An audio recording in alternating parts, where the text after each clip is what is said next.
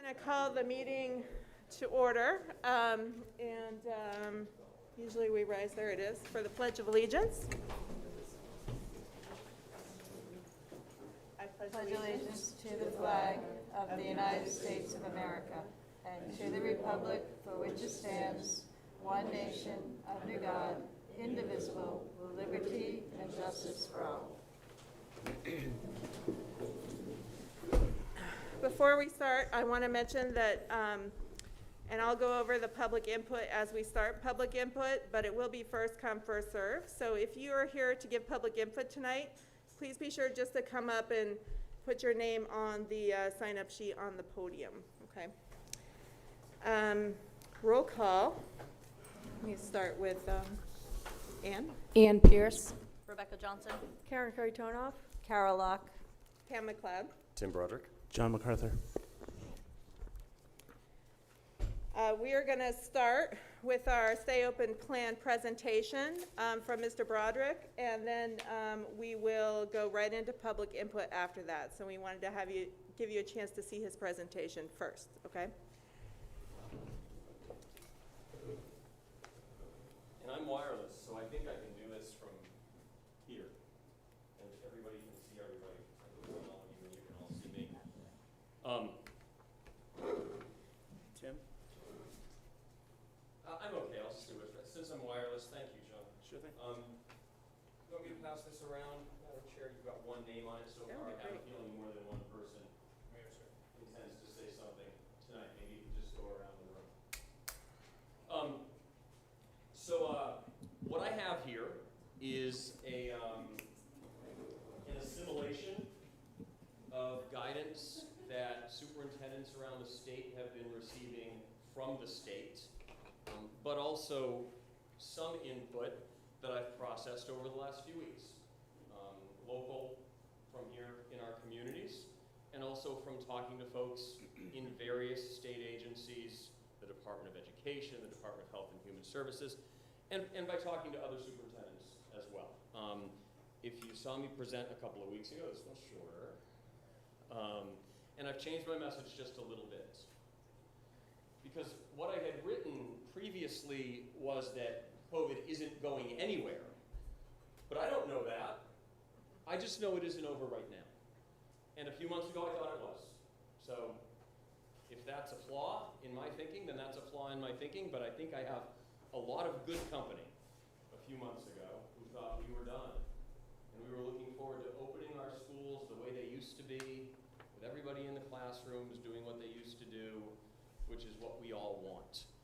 But right now, it is pretty clear that we have to manage a surge, which I believe if the past is an indication of the future, it'll come and it'll go.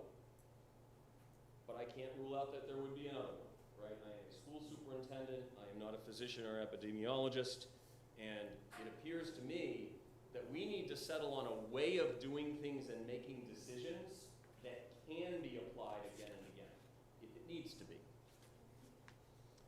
So I wasn't serving this board and this school last June when I worked with my other school boards to set goals for this reopening. I know that they had those conversations with Pam Stiles, and I know that one of the things they considered was whether to have a remote offering or not, and decided not to, which is very common. I don't know many schools in the state that decided they were going to offer a full-time remote option this year. I've been working with the goals that are here on the right. We want schools, and I can't claim to speak for everybody, but I think I speak for a lot of people, and I certainly speak for myself when I say we want schools as close to the way they used to be before this all started as they can possibly be. And that means face coverings optional, or you can say none if you prefer to say that, but in my language that's what optional means, to the greatest extent possible. Classrooms back the way they used to be, with everybody together, without separating kids into remote classes. And then using this third thing, sanitation and the other health and safety protocols that schools have instituted, to try to help mitigate risk so that we don't have to do some of the other things that we'd prefer to avoid. We want to be here 5 days a week. We want to be fully in person. It's something that this school did successfully last year with very few interruptions. I was responsible for Ann Elementary School last year. We did the same thing. We were open 5 days a week and we had very few interruptions. And then finally, be prepared for whatever comes next. So the first, I'm going to talk about each of those goals with regards to where we are today. So the first one is keeping face coverings optional to the greatest extent possible. We received guidance from the Department of Health and Human Services. Board members, you have copies. It might be the second copy or third for some of you. Everybody, this is available online. It's a lot of pages, so I didn't print a whole bunch of them. But it's a document that the Department of Health and Human Services issued just for schools and child care centers as of August 11th. This is a quote. DHHS tells schools to recommend face masks for anybody who desires maximum protection for themselves and others. So, if our goal is to try to keep them optional, how do people feel about that? I know we're going to hear how some people feel about that tonight. But we also did a survey a couple of weeks ago. When we open the school, face coverings will be required on school buses. We have no discretion there. There's a federal mandate in place. That's the way that is. Our bus companies are bound by it. So we know that much. There were summer programs in this school with masks optional. Everything went beautifully. Everyone was very happy. I believe it's a better way for students and teachers to interact and for students to interact with each other, as long as they're safe to do so. The public health situation during our summer programs, which took place in July, was different than it is today. And then finally, that third goal I talked about, the other mitigation we can do in the school, which I'm going to focus on quite a bit here, could help provide spaces, whether you want to call them optional spaces or spaces for breaks, when we are forced, if we are forced, into a mask mandate at some point. And then finally, that survey that I mentioned. These are, so these numbers at the bottom are people's expression of preferences. Now these are parents only responding to this question. When we talk more about the data, I anticipate some questions. I can talk more about what that means. But these are parent responses, parents and guardians of Alton Central School children. And the relationship between these three numbers is interesting. If masks are required in the school, 100% of the time, it's a mandate. 21% of parent and guardian respondents said that they would prefer to either homeschool, send their children to Hvacs, or find some other way to not send them to school. That number of people who feel that way declines as we move from the hypothetical condition where masks are required to partially required with some spaces where they can be removed. And now we have, okay, 18% of respondents saying, I'd rather not send my kids there. Versus completely optional, where the most parents and guardians in this community who responded to the survey said, I'll send my kids to school. That's important information. I've certainly noticed it.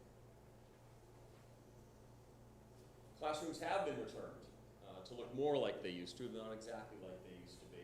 But we've restored tables at some of the younger grades. They like to use tables instead of desks so kids can sit around and see each other. We've gone back to those. We have no separate remote program this year. That survey, and I actually have printed copies of the data. They're here somewhere. They're in the packets. In the last three questions, that's where I asked. So the first grid, the Department of Education wrote those questions.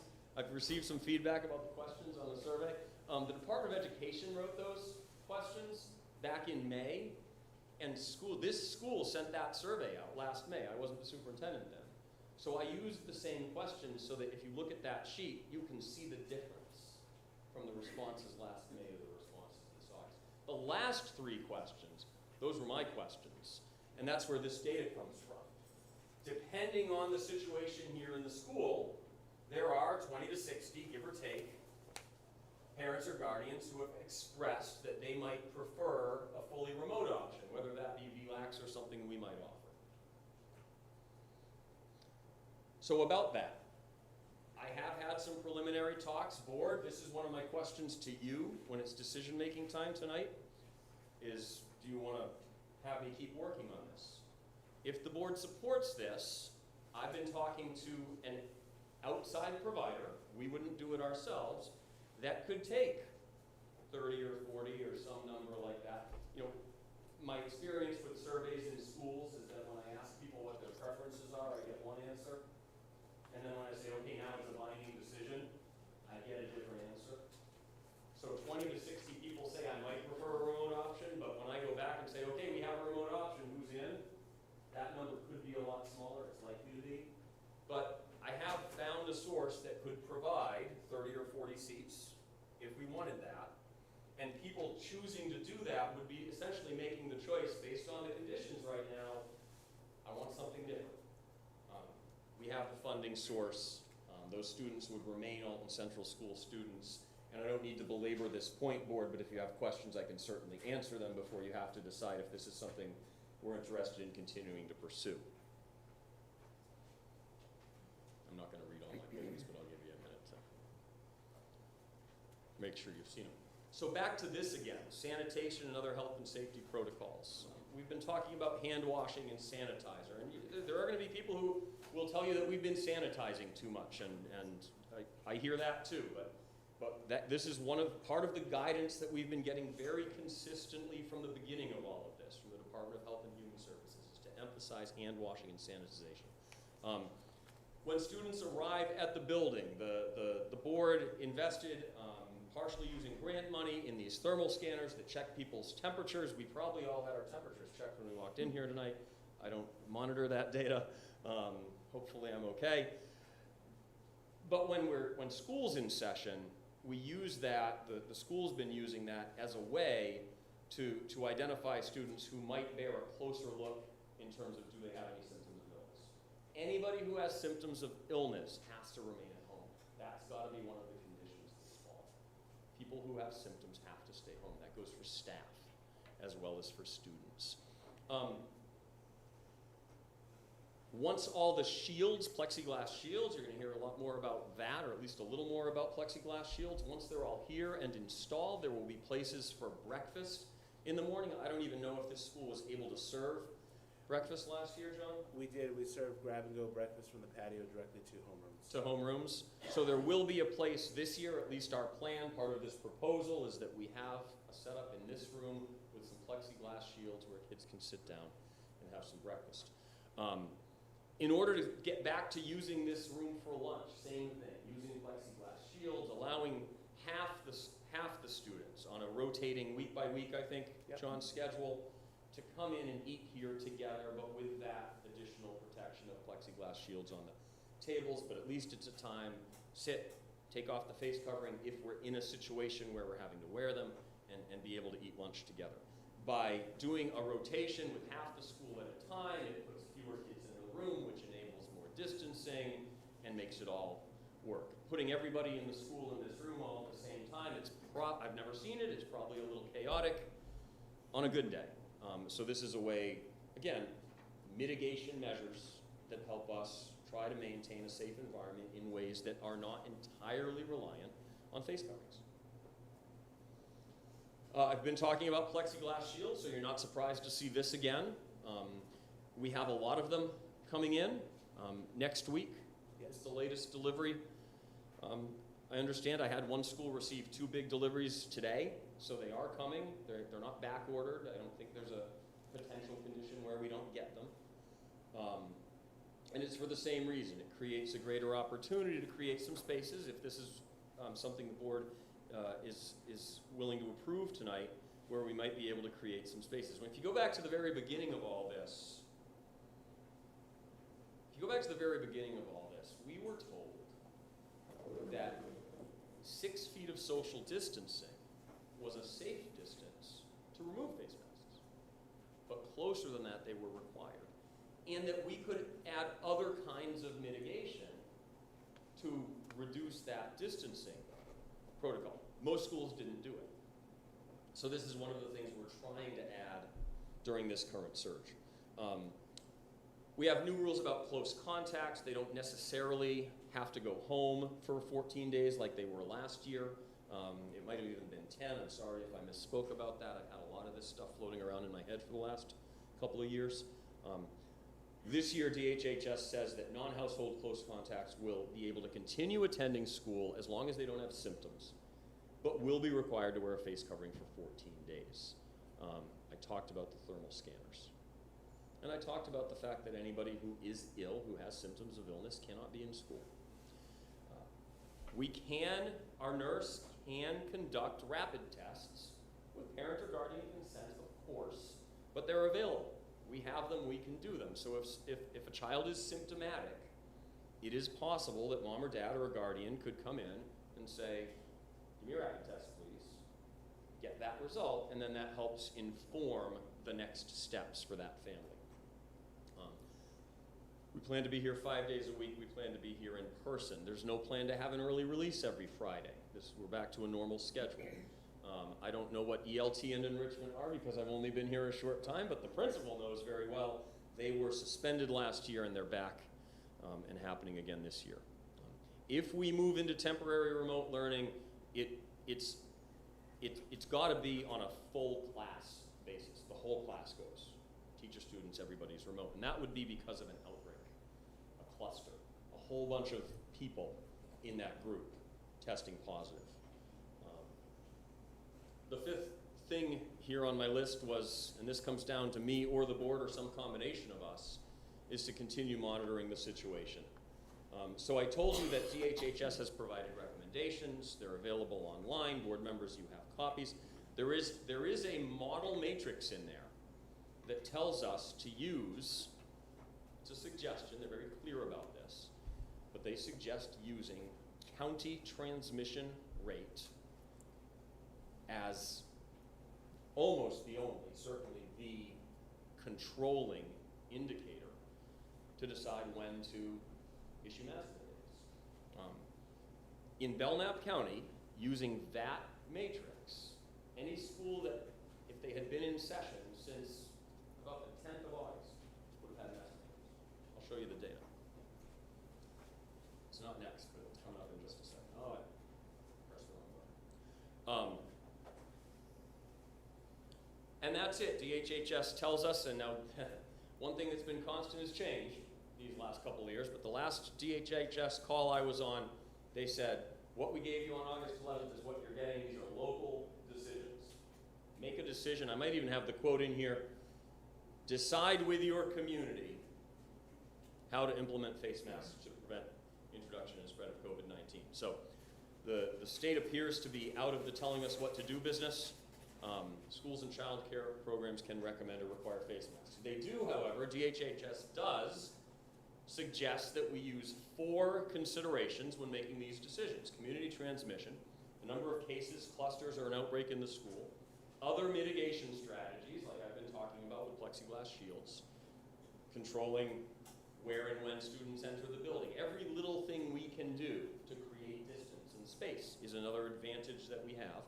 And finally, what DHHS refers to as the vaccination level within the rate. And I'm going to get back to all of these. So right now, today, community transmission in Belknap County is 473.1 new cases per 100,000 people in the population over the last 14 days.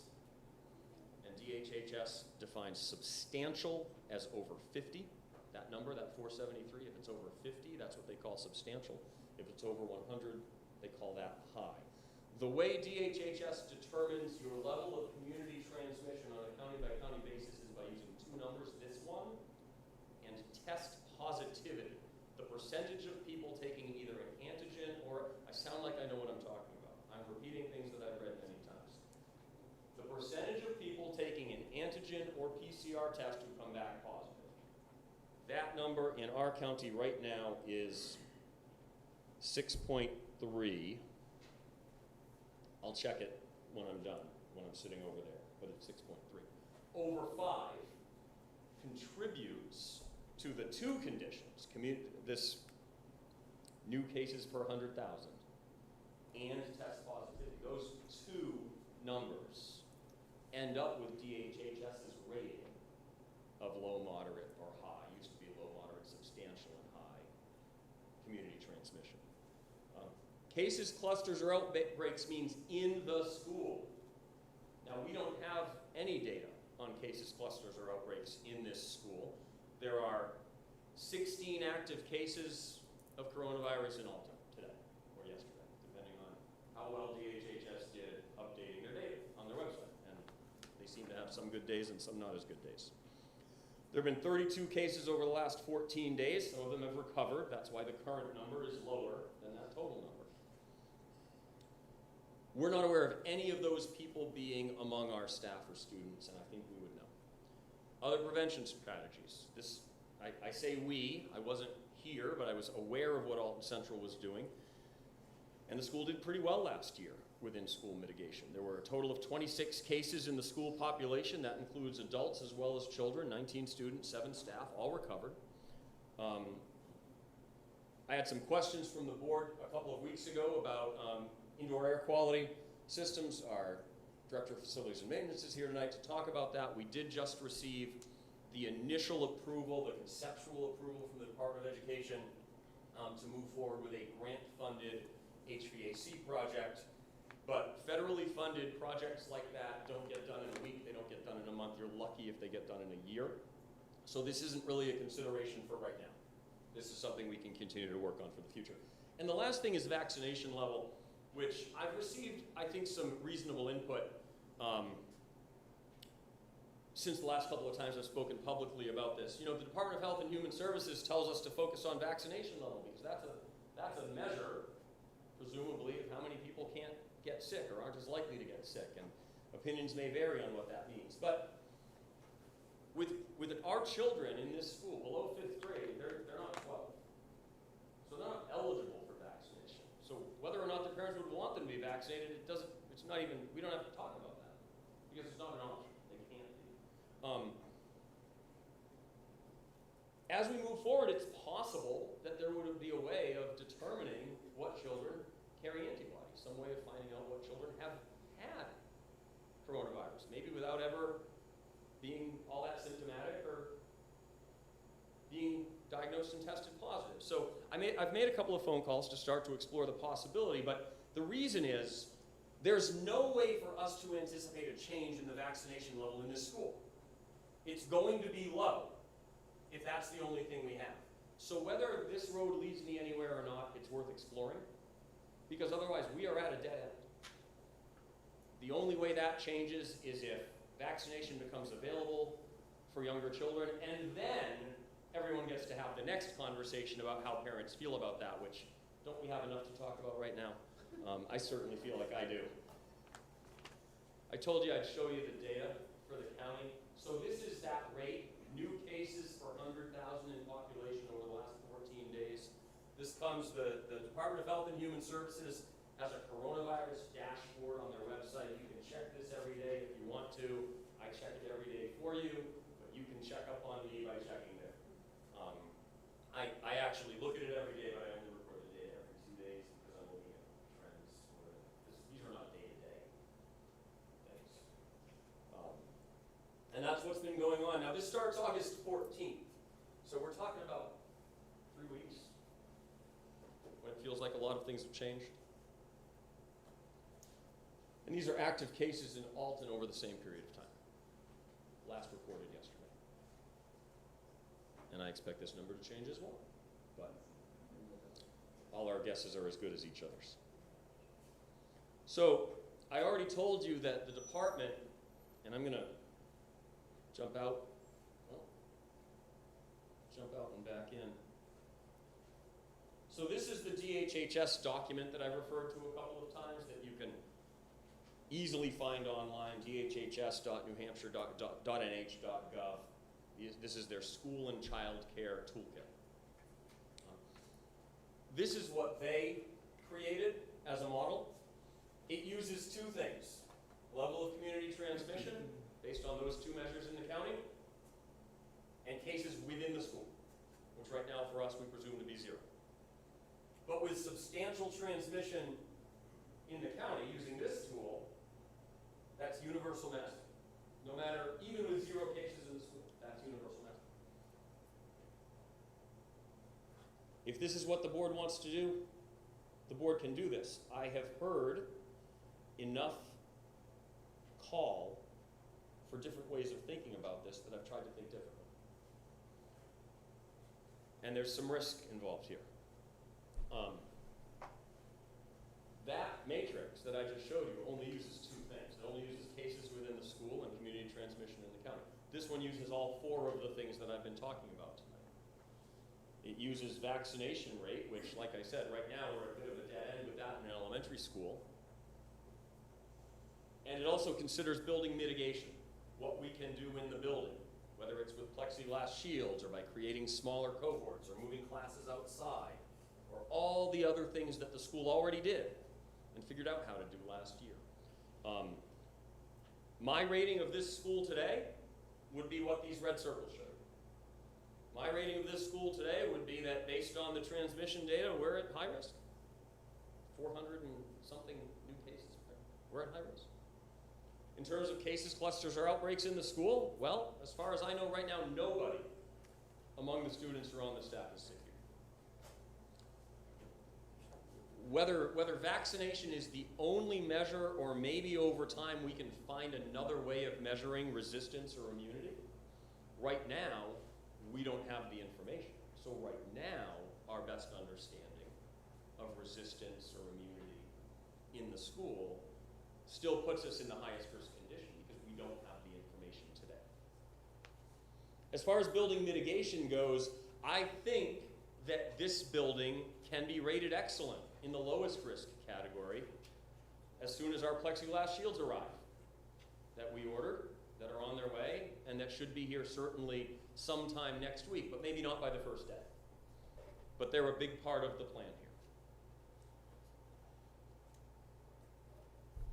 So there are 3 ways we can go with face coverings, and I know it's really almost the only thing most people want to talk about and hear about. We can make them completely optional. We can partially require them. And what I mean by that is in common areas where we can't have physical distance,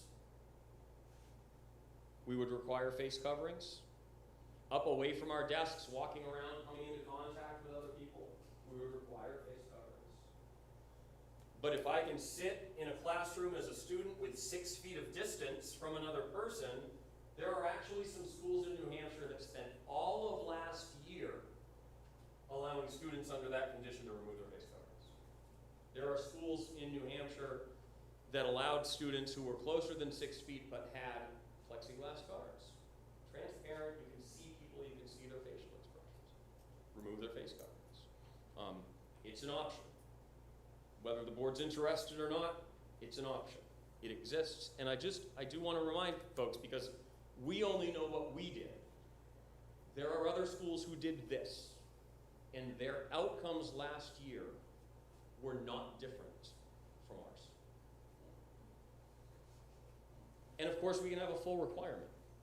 And based on community health data and cases in the school, I would be the first person to say we need to have a full requirement. So, back to this. This is a way, and it's a work in progress. It would require more work, which we're doing, to make decisions about how to shift among these modes. And what I'm presenting to the board and what I want to suggest to you, school board, is that what you're being asked tonight in the public mind might be, are we going to require face masks in school next year? But that's not really the question. The real question tonight is, will you approve a system that we can use to get through this surge and whatever follows? Otherwise, we're going to be here again, and then again, and then again. So what I've tried to give you, and I will admit it is the beginning, but it's a beginning, is a system. that would allow us to ride both the current surge and whatever comes after. My assessment, personally, my recommendation tonight would be with 2 factors in the highest risk category. I used colors that probably make sense to all of us, right? Green is lowest risk, red is highest risk. And 1 in a moderate condition until we get the rest of those materials in here, but I expect them soon. I would propose that it's prudent to start with a partial face covering requirement. What does that mean? Well, kids have to wear them on the bus already, we know that. So when they get off, they keep them on. They come in, they pick up that grab and go lunch, they can go to class. When we have those spaces with 6 feet of distance or with shields, we could allow, you could call it a mask break, or you could just say they can take them off. We could do that at that time. No current cases is a really big factor. One of the notes I have back here is that the presence of cases, I'm going to read from the bottom. I don't usually like to read the stuff that I've published. This is going to be available online by tonight. You can go home and look at it and read the way I wrote it. But the presence of cases, clusters, or an outbreak may necessitate a temporary shift to remote learning. That could mean a class, it could mean a wing, it could mean a grade, it could mean the whole school. It depends on how many people are sick. That would be a true emergency response. Over here on the left, cases, clusters, or outbreaks within the school are probably, I didn't write probably, I wrote are, but I think they're probably the most important factor here. When people get sick here, we need to ramp up our response. And I welcome the feedback that's likely to come that that'll be too late. And if that's your opinion, I hope you express it. I know we're going to hear it. We are in a situation where not everyone can be satisfied. That is where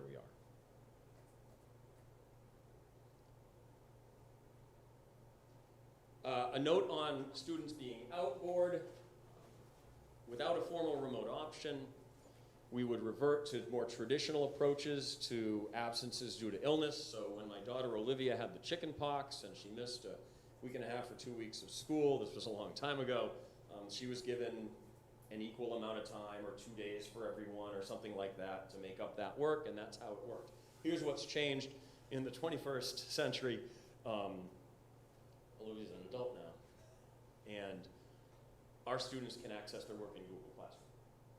So they may still have the equivalent number of days or whatever the local policy is to make up their work, but rather than sending packets home, they'll have been able to keep up. And then John and other administrators have been talking about providing a tutor so that while students are out, not every student who's out will be ill. Some students may be out because they are household close contacts. So close contacts that are non-household, I told you, they're required to wear a mask for 14 days. But close contacts who live in the same household as somebody who's positive, they do have to stay home. So those students they're not sick. They could do work. So we're finding a way. John's probably farther down this road than even I'm aware because it's been another day since we've talked about it. We'll have a way of providing tutoring for those students, but what they won't have is a separate remote class to dial into and be in all day. So these are the 3 decisions that I see for the school board, and that means I'm about done. And that is first, how do you feel about the idea of a limited remote option for 30 or 40, or I'm not even sure what the number would be, of families who feel like no matter what the school does, they'd rather just kind of opt out, do their own thing, do something different, whether it's for the first trimester or for the year. We could support that either way. Second question, I've just proposed 3 potential conditions and a system for deciding, but the immediate question is, may we begin the year with a partial requirement, as I just recommended? And then third, do I continue to develop the matrix, the evaluation system that I just described and showed you, continue to monitor the situation in these communities, and then make at least a weekly decision about how we're going to continue doing things? And if that's not something that the board is comfortable with, then I would ask that you deliberate amongst yourselves about how often you want to convene to make these decisions, or what trigger points you want to put in place where rather than I make a decision, I consult with you in some way, reminding you that anytime I consult with a quorum of the board, that has to be done in a posted public meeting, which requires at least 24 hours of public notice. I don't know if you want me to take questions or if you want to just move along, but I don't plan to leave. I know Sean has some things to share with us, so Sean, could you share what you have regarding HVAC systems? This is Mr. Asdod, the Buildings and Grounds Director. So we have a mixture of all different types of ventilation, HVAC in the school because we have a lot of additions. So going towards the new additions, the 3-4 wing, we have great ventilation in there, great HVAC. This room is just got remodeled last year. We have state-of-the-art ventilation, air conditioning.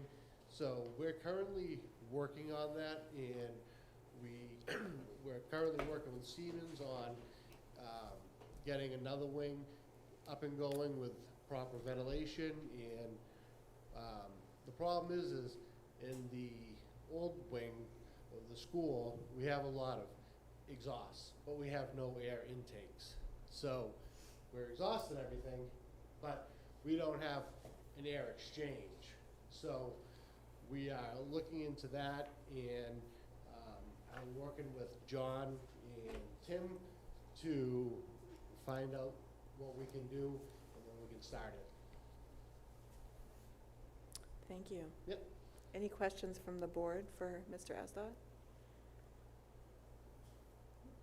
Sean, do you have any guidance in any way? I know, earlier when we looked at this last year, we didn't really have any guidance on what air exchange we're shooting for. Do you have any better sense of that now? Well, they're recommending full room air exchange twice in 1 hour. So that would be the goal that we're trying to be shooting for any upcoming work that we're going to be doing here. Are we meeting that in any place now? I believe the admin wing, 3-4 wing, and this room.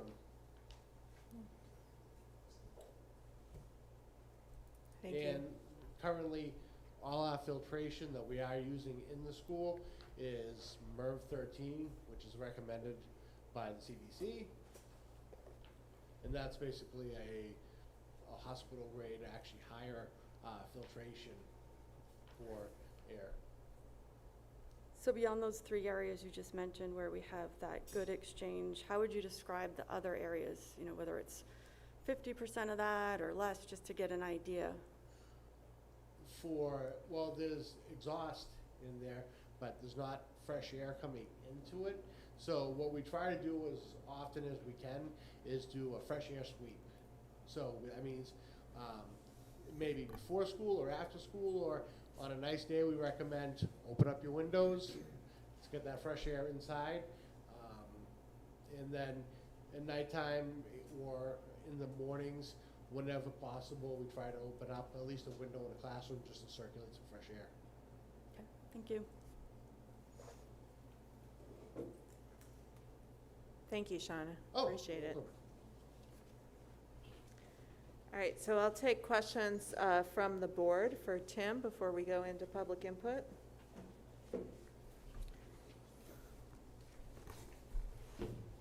And if I could start,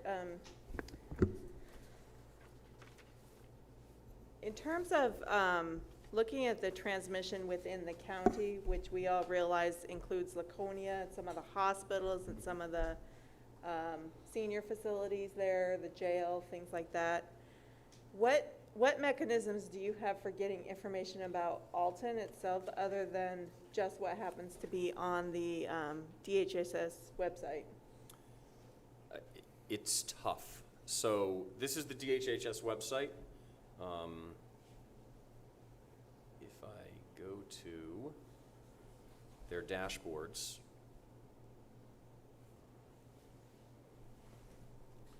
this is really the extent of the data that's readily available. I mean, we get data later but that doesn't help us today. So the data that's readily available is pretty much this. I'm going to show you two pages. So I don't know if people can read, but we're limited to sort of these dozen or 15 data points, and then we get them graphed for us over time. And that's for the state. So in order to get to the county or local level, I go to maps.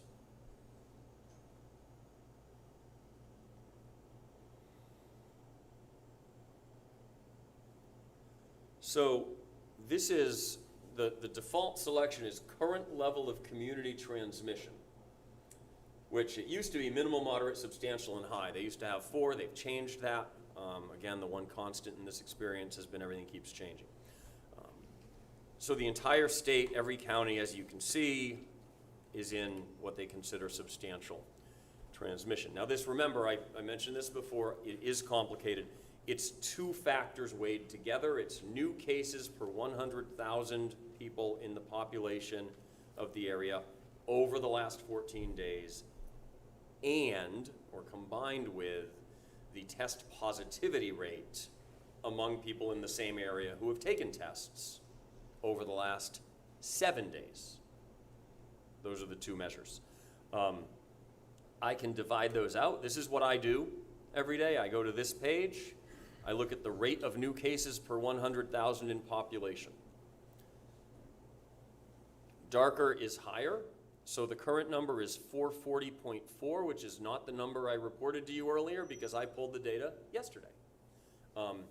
They do not update this data at a consistent time of day or even consistently every day. We get it when we get it. So what I put in as August 28th, I got it August 28th. Was it accurate August 27th? I'll never be able to answer that question. It's unknowable. The antigen plus PCR test positivity rate is the other factor that goes into DHHS's and the CDC's overall rating of transmission, and here that is. So now, this is by county on this map. This is by public health region. I use county because it's smaller. Our public health, the Winnipesaukee Public Health Region is even larger than Belknap County. So where your data already includes Laconia in Belknap County, if you use the Winnipesaukee Public Health Region, it includes even more other communities farther from here. So I do this, and then over here, we have some data available by community. So Alton, over the last 7 days, the total number of tests that have come back positive, antigen and PCR combined, is 13.5%. I tend to look at both Alton and Barnstead's numbers. Barnstead 10.3%. However, the rate of new cases per 100,000 in population, which I'll go back to now,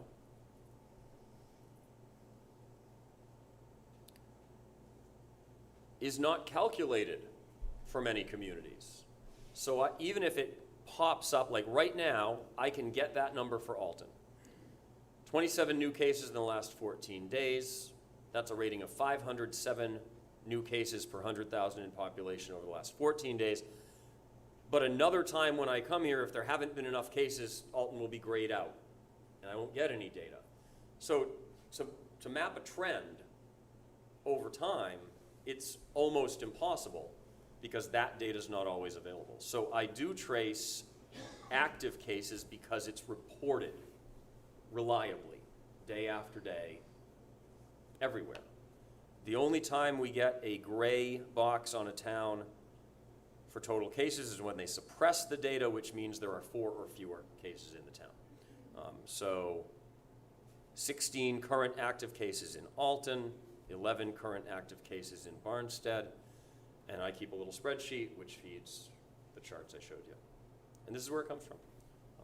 It's available to everybody, and this is it. So I do speak, or I should say, last year, when we were dealing with this over the course of the year, I spoke with the head of Alton's task force on a regular basis, and I can't tell you who was on that task force exactly, except I know it included the chief of police and the town administrator and some other number of people. One of them was the chair, so that's who I talked to all the time. to sort of keep tabs on what was going on right in Alton. And that's about it. There's not a lot of other real-time data available to me. Yeah. Thank you. I had a question about the remote option. So did we have a limit? Did you get an exact number of students that could participate in that? I mean, I think if the number is very large, then we need to consider doing it ourselves. I mean, if 100 people said, we want a fully remote option, then it's time to go back to the drawing board with the idea of not having a remote option for this Okay. year, right? I mean, that decision was made last spring when we were all going back to normal, remember? Last spring. So I think that if that number is more than, 50, just to pick a number, in a school where our enrollment is 425, give or take, if that number gets much bigger than that, we've got to consider doing something ourselves. 50 might sound like a lot within a school with 425 kids, but they're going to come from different age levels. It won't be a class, right? It won't be 15 second graders. That would be easy. You have 15 second graders who want to go remote, you create a class, no problem.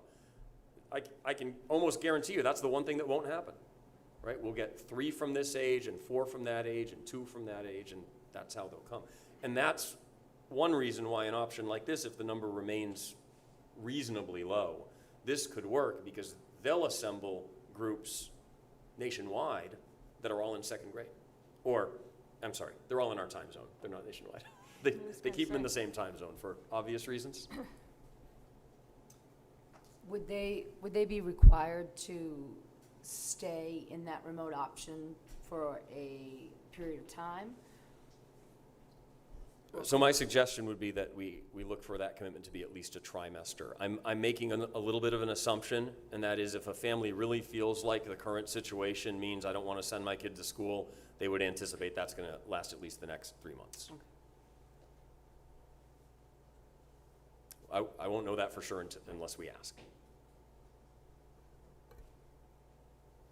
I think the other thing about the remote option that's worth mentioning is that this program was designed from elementary up, not as Hvac is designed for high school, and it was sort of dovetailed into elementary very quickly last year. Tim's specifically been looking for a program that has focused on elementary and has risen with the grade levels so that they are more experienced working with elementary students. That's great. So I had a question about the matrix, because we haven't really had a chance to discuss this as a board yet, and Tim's kind of been trying to put as much in front of us as he can. And he and I have talked about some concerns I have about it. In his particular matrix, where it's looking at the 4 different columns, as you mentioned, as far as vaccination rate, right now that's kind of static. Because we don't really have the opportunity for the majority of the school student population to be vaccinated. So I think it's tough to bring that in as a variable right now. Certainly it could be layered in later when it makes sense and we actually have some data on that. Also, as far as building mitigation, I think that compared to the other data, that's pretty subjective. Especially what we're hearing now about our concerns about air quality and exchange. As far as building, we kind of are doing the best we can with what we have. We don't have many options except to work with the infrastructure we have and find the improvements we can and get the work done. So again, that's something that's difficult to measure and change on a weekly basis, or as we're looking at how we're going to react and be agile compared to what's happening in the community and transmission. I also think, if you look at the state's recommended matrix, again, that does limit you in some ways as far as how you can make different decisions and take into account the in-school population, although they do consider the clusters. One thing I tried to do, and this was literally like this afternoon, because I've been struggling with this, trying to look at this matrix and see how we could simplify things potentially. So I did do a draft to propose to the board to look at, which essentially simplifies Tim's matrix while we're waiting to be able to have more data. And I think it's pretty simple, so I think I can explain it to the public here. And this is just another potential starting point for the board to consider, whether some of these boxes stay the same, is up for discussion, but I thought it would give him a better tool. So it's essentially taking by column, looking at Belknap County transmission rate, as we've seen, which I think is important to look at, because if we only look at town data, we're looking at a snapshot of a certain day, where we really need to be looking at trends and patterns, what is changing around us in the community and around us in the state. Because we're not in a bubble, we all leave Alton, and it's important what's happening around us. And this also would be in line with what the CDC, DHHS, and the American Academy of Pediatrics recommends, where if we have substantial or high county transmission, we have face masks required. If we have moderate transmission, it would be the partial option that Tim described, but if we had an in-building cluster, we would default back to required as those two are combined. If it's low transmission, optional face masks, and if there's an in-building cluster, we would default to the partial. And of course, you could make this a lot more complicated and add more arrows and add more conditions to it, but I think it's another starting point to look at that simplifies looking at this data when we really don't have moving information on vaccination rate, and we really don't have moving data on what's going on with the building. I mean, the building is what it is, and we're doing our best. So I just wanted to propose that now so everyone could have that input for discussion. Yeah, if you could all take time to look that over while I want to make sure we're not veering into action right now. We're Yeah. just focusing on questions and clarifications. Mhm. Any other questions from the board? Nobody? Okay. I'm going to open public input now, and I just want to say we really, really, truly want to hear from you all, especially parents in the room. We want to make sure we have a chance to hear from everybody who wants to speak. Our board policy, and we're going to stick with that, is 3 minutes per person. I'm going to recommend, because I've seen a lot of public input sessions, that when you come up, it might be a good idea, you don't have to, but state your position first and then start into your arguments, because I think sometimes people get to that end of that 3 minutes and they haven't really had a chance to tell us how they feel or what their bottom line position is. So make sure you have a chance to state your position right up front. We're going to allow public input to extend for an hour. That's actually twice the limit of our board policy. And we actually have people online as well, so I'm going to alternate between in-person and online to make sure that they have a chance to give input if needed. And then I think the other pieces, we do have officers here from the Alton Police Department. So if we have to ask you twice to sit down or to yield your time, they will intervene. And I can't remember the specific charge, but they will charge you with disorderly or disturbance or something along those police lines. And you will not be able to yield your time to somebody else. I want to make sure we do get to hear everybody's individual opinions, please. All right. And I have the sign-up sheet here. Once we get through all the names and all the online people, then we will look to see if we have anybody else. They should state their name clearly so that the recording can hear it. Yes, please state your first and last name and your town of residence. Tim is actually going to put a timer up on screen so everybody can see what our timing is. Public input is opened at 6:24, so we're going to call it finished at 7:30. Okay, so I have Dalton Flannery.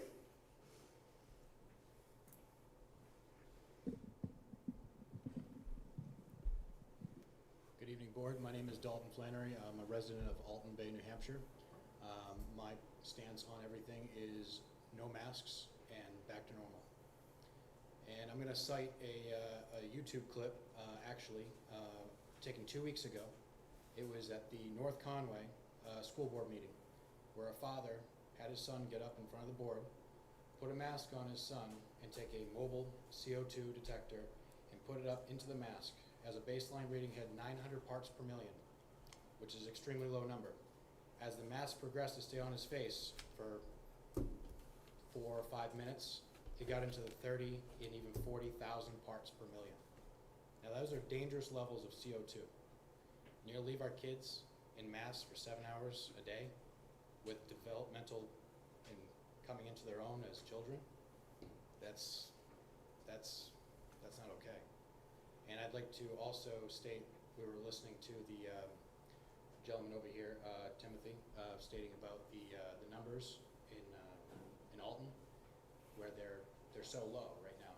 So our county is, he was saying it was 400, 450 or so out of 100,000. That's less than 1%. We're literally going to put muzzles on our children for less than 1%. I don't think that's okay. Not at all. I mean, me personally, I should be a very concerned parent right now. A lot of people in this room know who I am in this town, but my son passed away about 2 months ago, my second born. My firstborn was very upset. I should be heartbroken, I should be overprotective of my child coming back to school. Not. If nature's gonna do what nature's gonna do, we just gotta let it happen at this point. We need to get back to normal. We really do. And, I mean, that's all I got to say at that. I yield my time. Thank you. Thank you. And I'm so sorry for the loss of your son. Do we have somebody online? Okay. With no remote option this year, what happens if there's a positive case and classes need to quarantine? Do you want me to answer?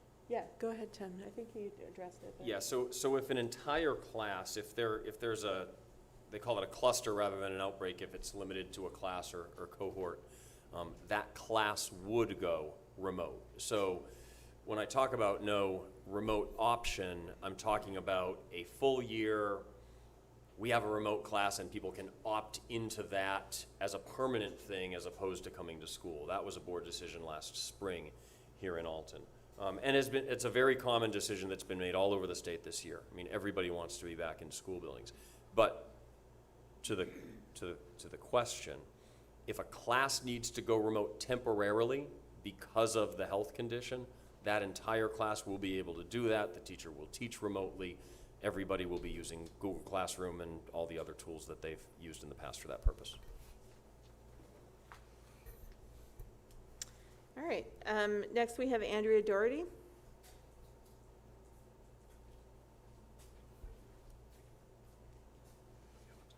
Hello, I'm Andrea Dougherty, live in Alton.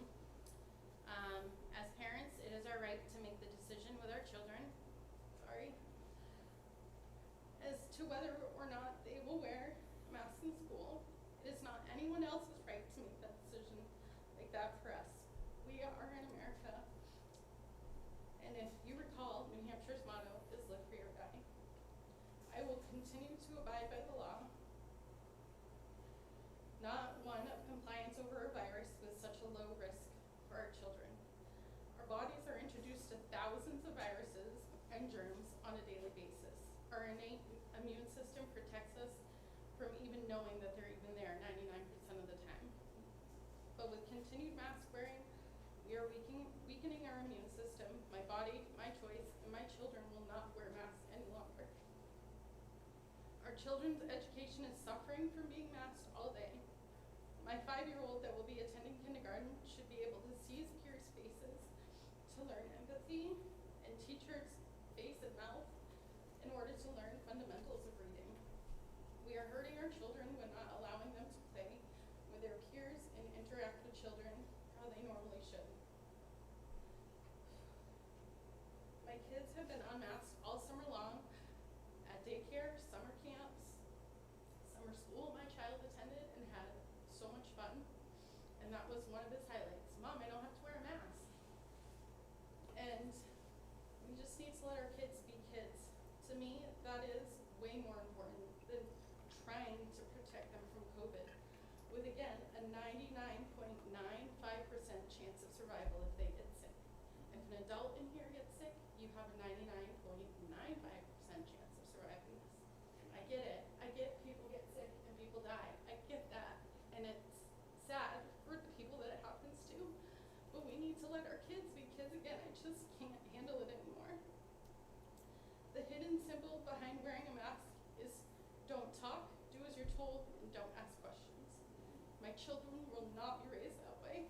They are raised to be true to themselves, to stand up for their values, and to fight for what is right. Thank you. Thank you, Andrea.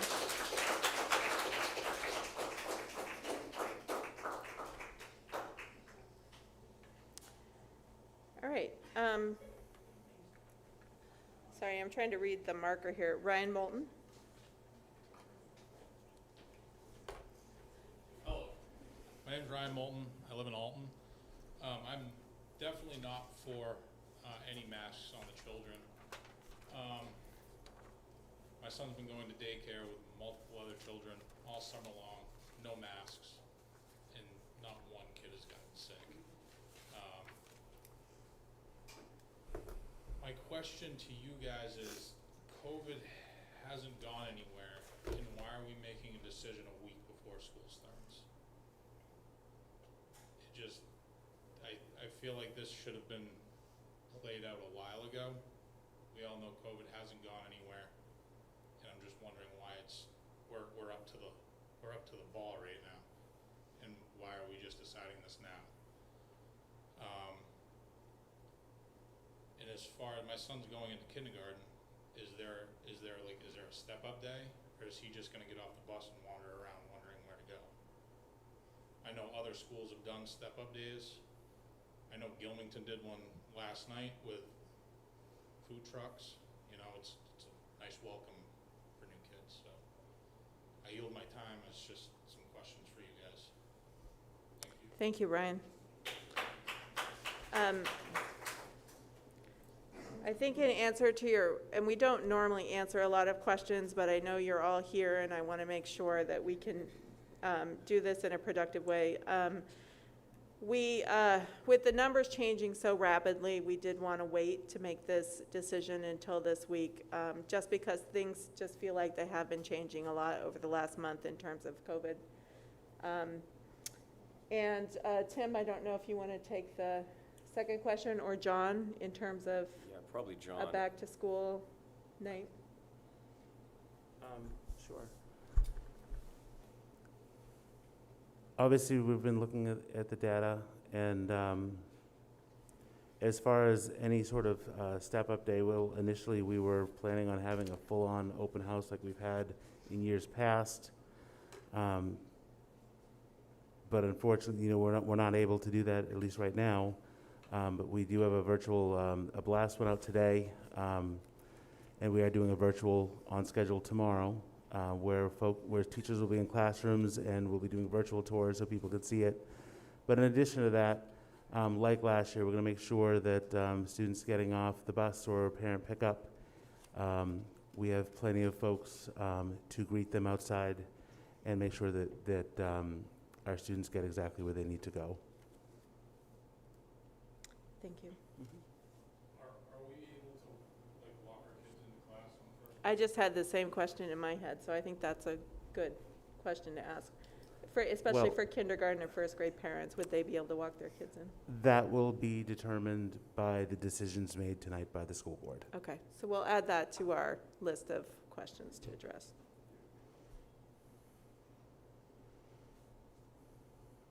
Do we have anybody online waiting? No? Okay. Next we have Steve McKnight. I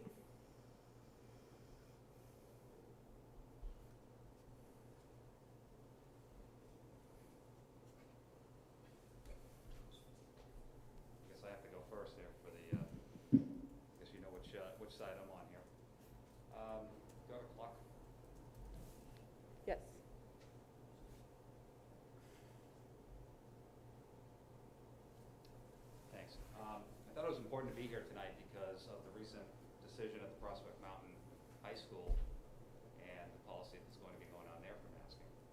CDC has been very clear for quite a while on what the policies is. Indoors, if you are vaccinated and other than higher substantial risk, you can take your mask off. That's what the CDC guidance has been.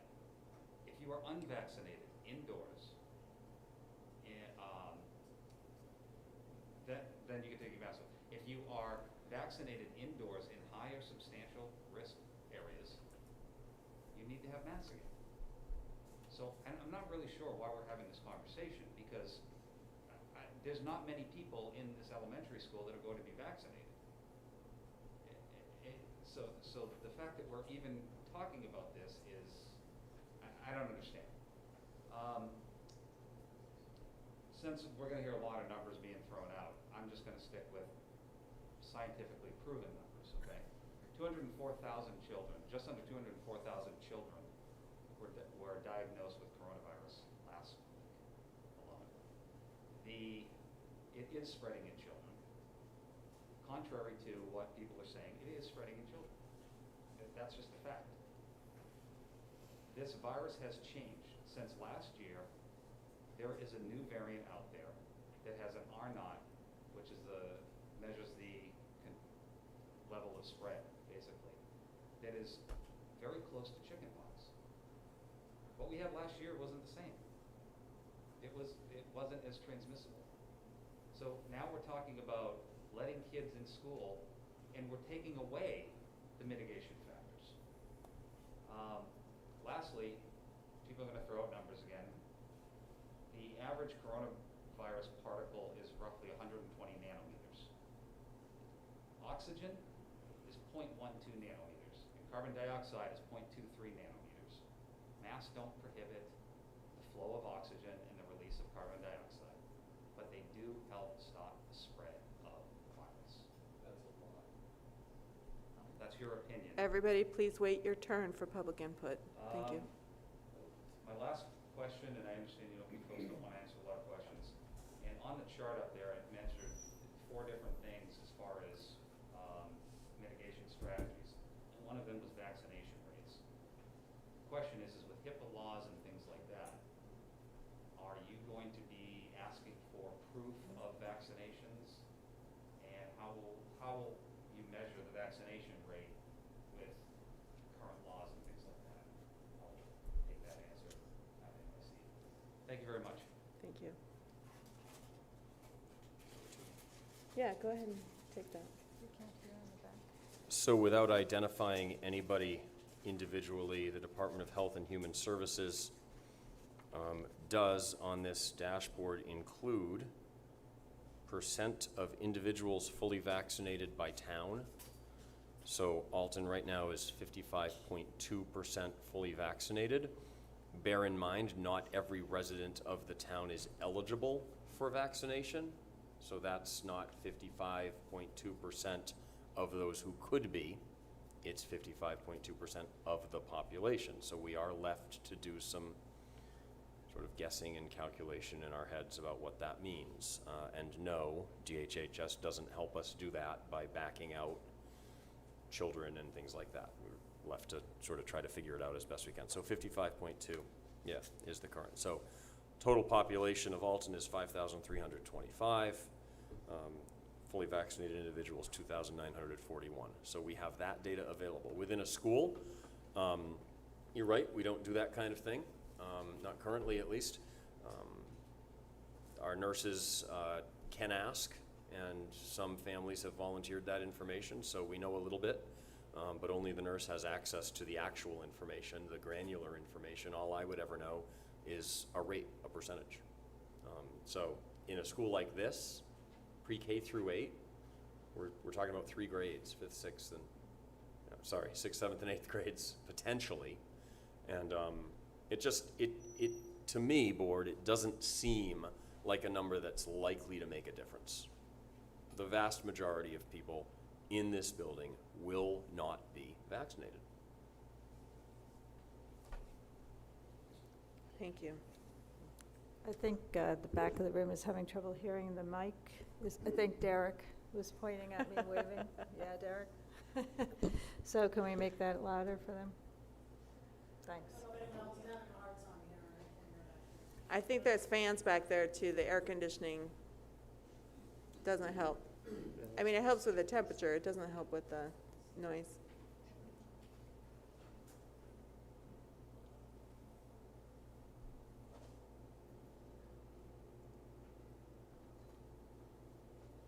All right, next we have Anna Ransom. Wow, that is louder. Oh, that's really loud.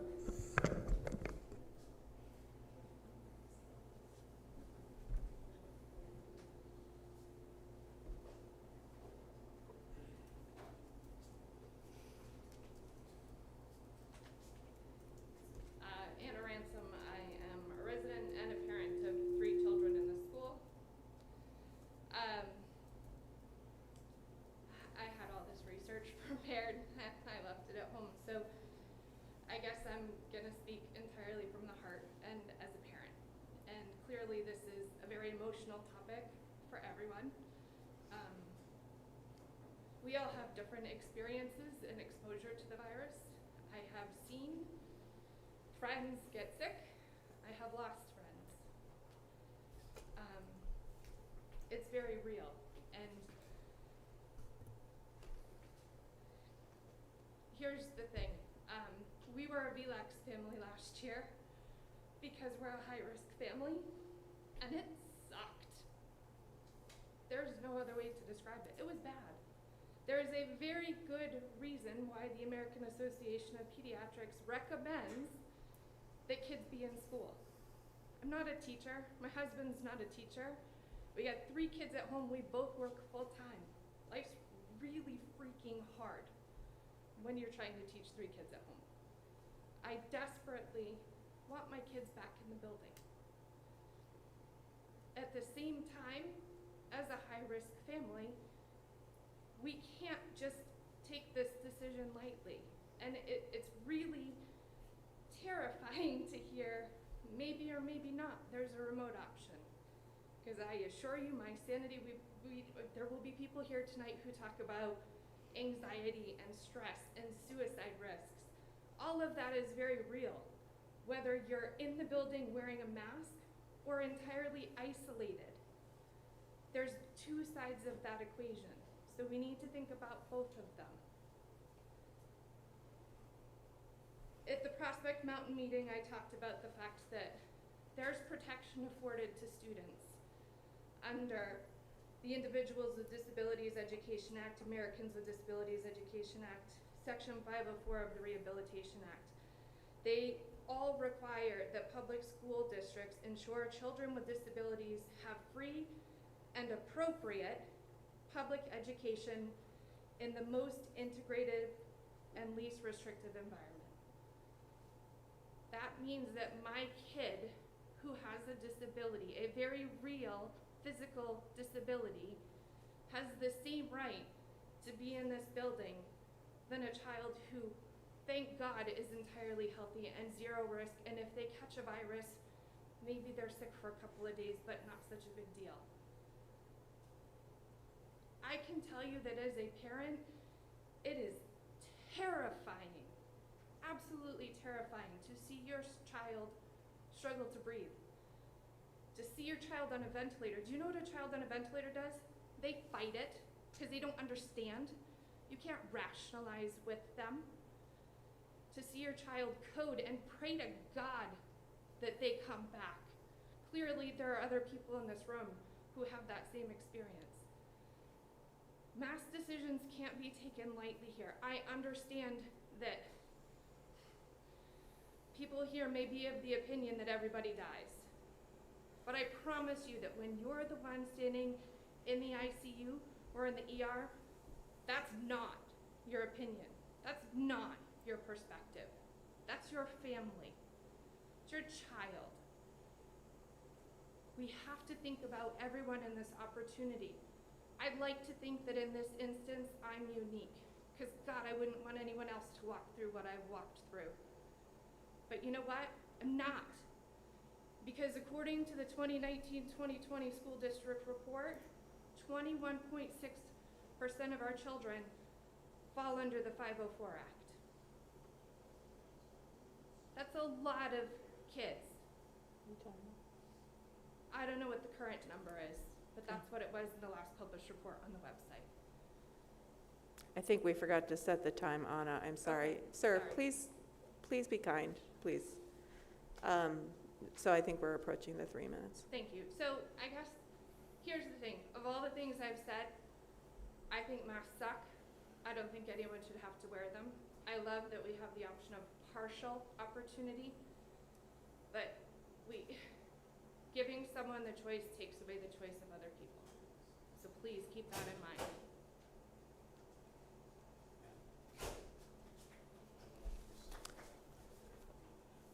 Jesse Polly?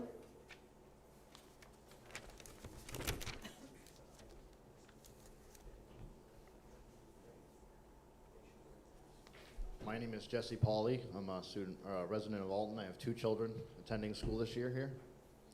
I am against masks whenever possible. I don't deny that the coronavirus is here. It's not going anywhere as far as we know. It's not something that we can ignore, but it's not something that we can also just blanket with masks and plastic and 6 feet of distance. It's something that we need to take seriously. And not just at this one meeting, this one decision. This needs to be something that's thought about, that's something that can evolve and adapt as things change. I think it's a great idea that the superintendent's come up with, or whatever your idea is, something that we need to have in place as a system for these children to be able to have as few restrictions on them as possible while they're in school. It's our job as the adults to make sure that they're provided with the best childhood that they can, so that they have the social interactions and the education that we received when we grew up, but for this time and age. And with these masks and with these plastic barriers, you're creating environments for them that are gonna have ramifications that we can't even see. So we need to try to do the best we can to minimize that impact. There's never been anything like this that's been recorded throughout history that's had any kind of a study put onto it to be able to tell us what's gonna come out. So we don't need to make a decision tonight that's gonna be set for the rest of the year. We don't need to make a decision tonight that's set for the next month. We need to make a decision tonight that puts the power in his hands, and in our hands to be as informed as possible and to make the decision as needed to adjust things on the fly so that these kids can get the best possible care for them. Thank you. Thank you.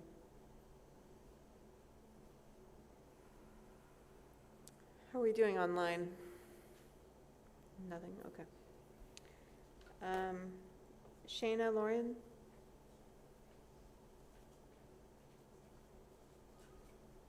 I'm Shayna Lauren, and I'm Alton, New Hampshire. I have one coming into ACS, and one of mine's in high school this year. Now, I know I'm obviously no masks for these kids because I am my child's parent. I make those decisions. I make all my child's medical decisions, not the school board, not any of you people that I hardly even know. It should not be left up to you. You guys should not have this much control on our children. And second of all, for Steve McKnight's comment that these masks work, go pick up a box. They say right on there, they do not protect you against COVID-19. You know why? Because they don't want to be sued. So that's why they put it on the box. And Jason, at the other meeting, had asked you, can you provide a study saying that these masks are effective? No, but what has been proven is other parents sending these masks into laboratories to be studied, the amount of bacterial pneumonia growing in them. I don't want my child sitting here every day with a mask on. They need to go to school normally. They're not as risk as an elderly person or somebody with an underlying condition. Again, if you leave it optional, you'll probably be very surprised to see most kids are gonna come to school without masks. Most parents are going to choose that. And if a child wants to wear a mask, fine, let them wear a mask. That's their parent decision, not school board, not his decision for my child, not this person's decision for my child, but mine and mine only. Please just consider that. Thank you.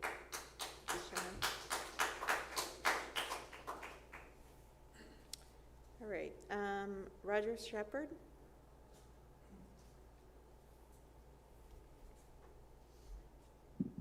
Hello, I'm Roger, Alton. I have 2 kids in the school. Let's see, with the data from the CDC, the NIH, and the WHO, and countless other organizations, our children are at very low risk of serious illness from COVID-19 and its current variant. The variant, yes, is more transmissible, which means it's aerosolized, so it goes through these masks even easier. Well, I guess I should have said I'm against masks. Let's see, where was it?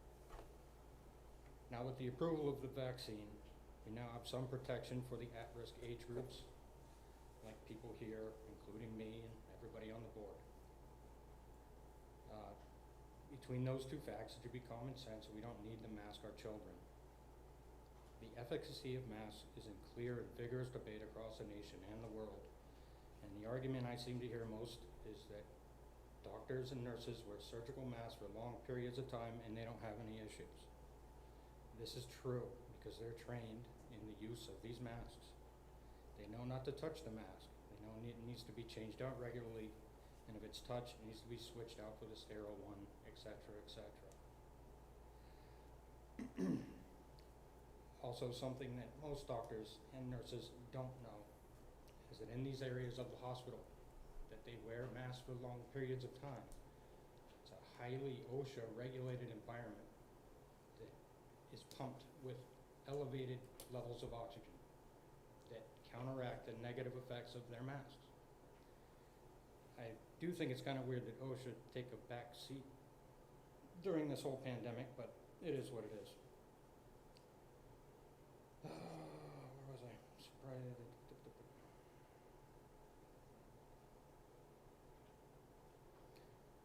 Oh, I guess my question is, do we have that kind of level of protection in our classrooms and in the school? I don't think we do. I heard a lot about ventilation and clean air, but nothing about increased oxygen levels. If not, then I suppose we were all in OSHA violation last year, forcing everybody to wear masks.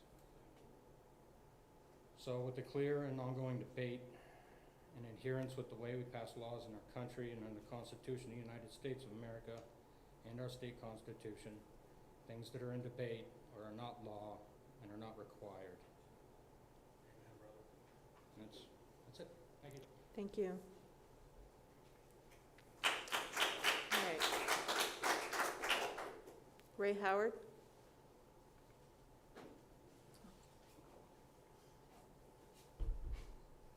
Raymond Howard, I live in Alton. I want to thank the board for letting me address you tonight. These masks, my purpose of getting up here tonight is to tell you that these masks don't work. They say follow the science. Well, I think the superintendent made a good point about how hard it is to follow the science. But I followed the evidence. And I'll tell you what evidence I found. 9/11, thousands of first responders went into ground zero. And today, 20 years later, many of them, even though they were wearing these masks, are dying or coming down with cancers. And it's because the mask couldn't filter out the dust and the cancer-causing agents that were in the air. And you really think these masks are going to prevent a virus so tiny that you can't see it from getting into someone's body? Please, just make it optional. Let the parents decide how they want to proceed with masks. And, you know, it's the other thing about the science is we're talking about the cases in the last 3 months in the Lakes region. Well, the Lakes region population swells by 100, 200,000 people over the summer. Of course cases are going to go up. You know, there's just that many more people here. But no one looks at that aspect of it.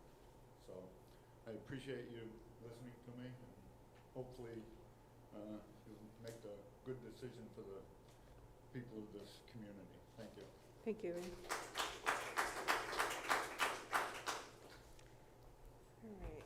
Pam Mott.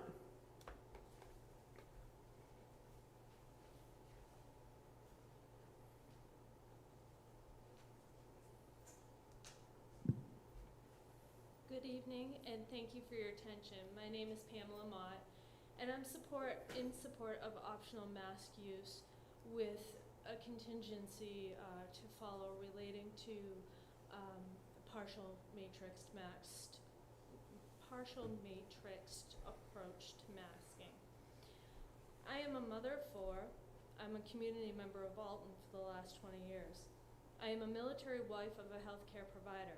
I'm a professional with a master's degree in mental health. I'm a small business owner and I pay taxes. I support the infrastructure of my beloved community. I'm here to contribute to the discussion around our protocols in elementary school. I asked my child how he felt about wearing a mask. He shrugged his shoulders and he referenced that he really didn't matter much. What mattered to my boy was that he was able to see his friends. My son would rather not wear a mask, and he's able to make a decision. Children, as all of us, are able to understand the impact that they have on others. Children are capable of learning. 2020 demonstrated that our children were capable of taking care of themselves in ways that their adults could not have imagined. I support face coverings when distancing and air quality is in question. I trust that as a community, individuals would consider the impact on others and they would stay home if they were sick. I trust hygiene, like covering coughs, as common respect. The school board is under an obligation to meet expectations based on existing orders of law. The school board is obligated to meet the requirements set forth in these laws in the service of the public. Individuals that choose not to participate in a public system can choose not to attend. It is an individual's choice on how to proceed. It is not an individual's right to demand the public conform to its polarized positions. It is an individual's right to speak freely without infringing on other people's rights. I would support a recommendation of partial masks with a matrix, with social awareness, if the school board so does choose, as elected officials, and with the collaboration of our community. This is not a one-size-fits-all kind of situation. Will masks eliminate the virus? No. But will they ultimately reduce viral load? Yeah, quite possibly. Do you cover your mouth when you sneeze? Public consideration is a choice. Thank you for your consideration and your respect while listening to my opinion. Thank you. Tracy Sexton.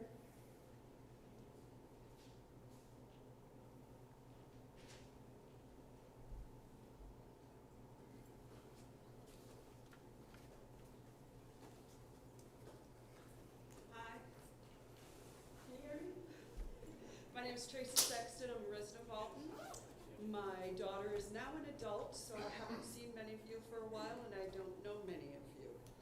However, I want to point out that I think it's fantastic that you want to go and follow the recommendations based off of how many people are sick, how many people have tested positive, but even the CDC admits the PCR test is flawed.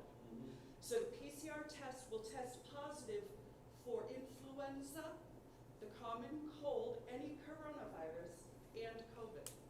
Okay, so your numbers are inflated and you're making recommendations and decisions based off numbers that are incorrect. So just want to keep that in mind. Now, a lot of people have spoken and some have covered the points I've already kind of nailed out. But I'm going to go ahead with just a couple more. The International Journal of Environmental Research and Public Health has a study that there were a couple points in here I looked at. Scientists from Singapore were able to demonstrate in their level 1B study published in the renowned journal Nature that 106 children aged between 7 and 14 years who wore FFP2 masks for only 5 minutes showed an increase in the inspiration, but that's not the word they use, and expiratory carbon dioxide levels, indicating disturbed respiratory physiology. So we know this. However, a disturbed respiratory physiology in children can have long-term disease-relevant consequences. Slightly elevated carbon dioxide levels are known to increase heart rate, blood pressure, headache, fatigue, and concentration disorders. This was the specific area of their document on pediatric side effects and hazards. If we went to the adults section, it talks about, of particular note, here are mask-induced, of a particular note here, are mask-induced listlessness, impaired thinking, concentration problems. Okay, so your students are going to have these same type of issues because it says here that the students will have similar. Now, another thing I've noticed anytime I have to put a mask on, such as when I go to the dentist or the eye doctor, which I've done both of these past 2 days, within 5 minutes, I have wetness inside my mask, okay? What that wetness does is traps anything, both what you are expelling and what is being presented to you on the outside. So now if you've got a mask on and you are around any contamination, that contamination is sticking to your mask. Now you take your hands and adjust your mask, and I won't mention names, but I've seen people up here touch their mask. Now you take your mask off, you stick it in your pocket, you go into the cafeteria, you eat your food, now you take your mask out, you put it on, there's contamination. As soon as you take your mask off, if you're sweating inside, what do? Wipe that sweat off. So the masks, as far as I can say, they're gonna catch those big spittle droplets that might come out. One of my professors in Tracy, college Tracy. wanted me in the front row. You've exceeded your 3 minutes. Thank you so much. Thank you for hearing me.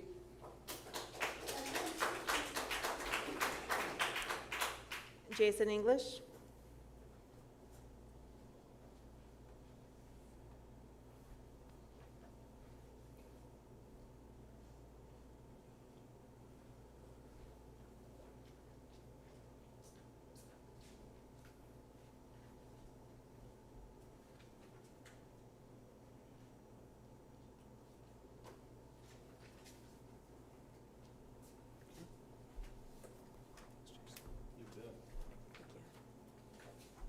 Thanks. Thank you. Well, most of you might recognize who I am. I'm the loud one. My name is Jason English. I am from Alton, and I am against every single COVID, whatever you want to do to our children. So I think let's start off with, I think it's pretty ironic that 21% of loss of students in our school is no big deal, while we still are showing that only 14% of our students, or of our school, wants to wear masks inside at all times. Anybody want any copy of this? I printed out more than enough. There's more than enough stuff here for everybody to look at. First page, it's about their legal rights being protected. Pages 1, 2, 3. I'm going to summarize because you only get 3 minutes and they get an hour to scare you. Okay? So, what we're going to do is we're going to summarize these 3 pages and we're going to show you what the data actually shows. This is not fake news. This is not anything like that. This is all CDC. This is all state of New Hampshire. This is all legit. Okay? So, first off, we need to look at the total amount of the of these horrible little charts that I'm showing, which shows the children deaths. Okay, from 2019, ages 1 through 14 years of age, there was approximately 56,787,794 children. These statistics are from 12-month intervals, measurements, heart disease, again, 1 through 14. 311, it's okay to buy 6 Mountain Dews during a school dance. I know, my child did it. Accidents, 2,641. Accidents are the #1 killer of children, yet we bring our children to school in buses without any seatbelts. They care about your children's safety. Homicides, 630. Influenza, 245. COVID-19 in 2020 with the age group is 91. COVID-19 to this day, actually, I'm sorry, 8/11, a couple weeks ago, total 18, 19 months, 354. This is not about protecting your children. It is about controlling you. It is about using your children. Just think about these single parents out here.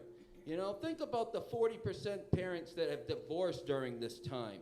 All right? A single mother does not have many options when it comes down to whether or not they can put food on their table and send their children to school safely.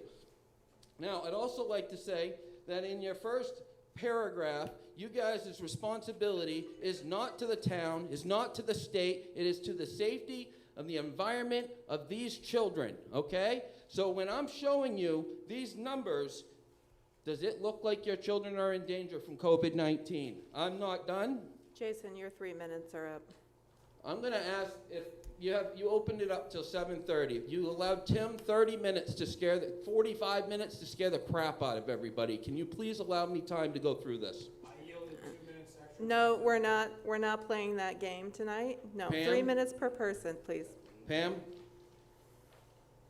let me just go through one more chart, which is very relevant because Tim says that there is not any way to sit here and show you that your children are not safe from COVID. It is from the state of New Hampshire. It is on the same page as Tim is showing you, and it is talking about the laboratory confirmed cases of COVID-19. Okay? Age group 0 to 9. It's on the last page, school board. Age group 0 to 9. There has been 64, roughly 100 kids that have contracted COVID-19. There's only been 14 that have been hospitalized. There's 26 hospitals in the state of New Hampshire. 0 have died. Jason? 9 through Jason? That's it.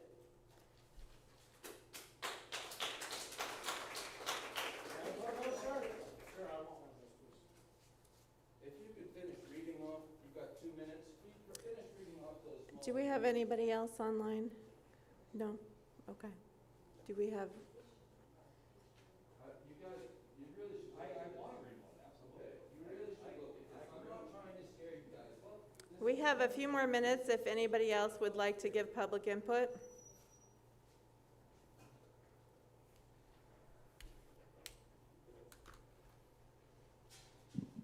Good evening. My name is Dr. David Strang. I'm a resident of Gilmanton. I was asked to address the school board by actually one of your members.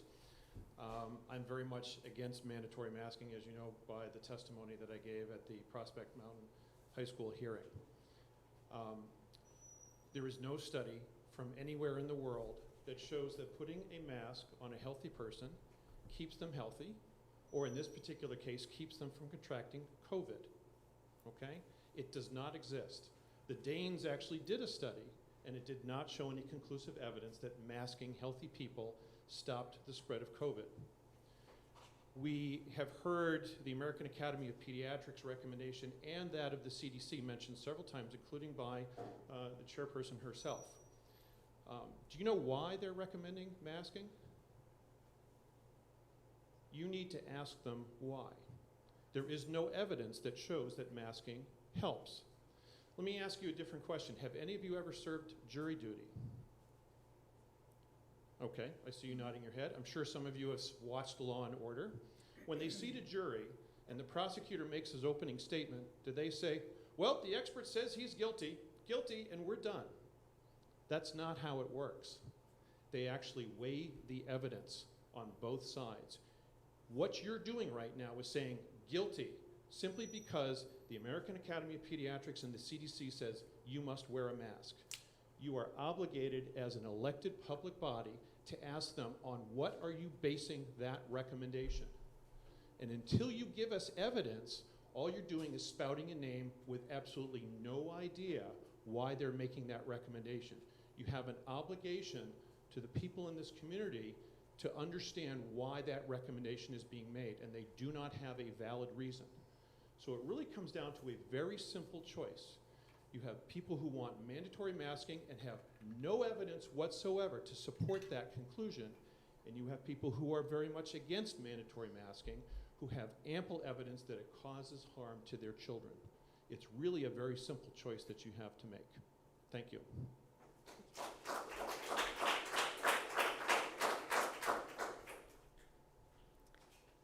Anybody else?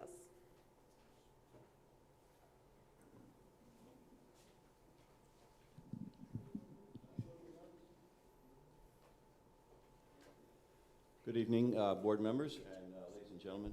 Paul Terry from Alton, State Representative, my colleague Ray Howard as well. Come to you this evening not to say anything different than what I say, not to say the same thing that I said to you at Prospect Mountain, but to say a bit more this evening. To give you a little bit more evidence from an old guy like me who went to school at a time when this country was fighting the Vietnam War. And I was taught a very valuable lesson by my teachers. You know what it was? Question authority. Look for evidence.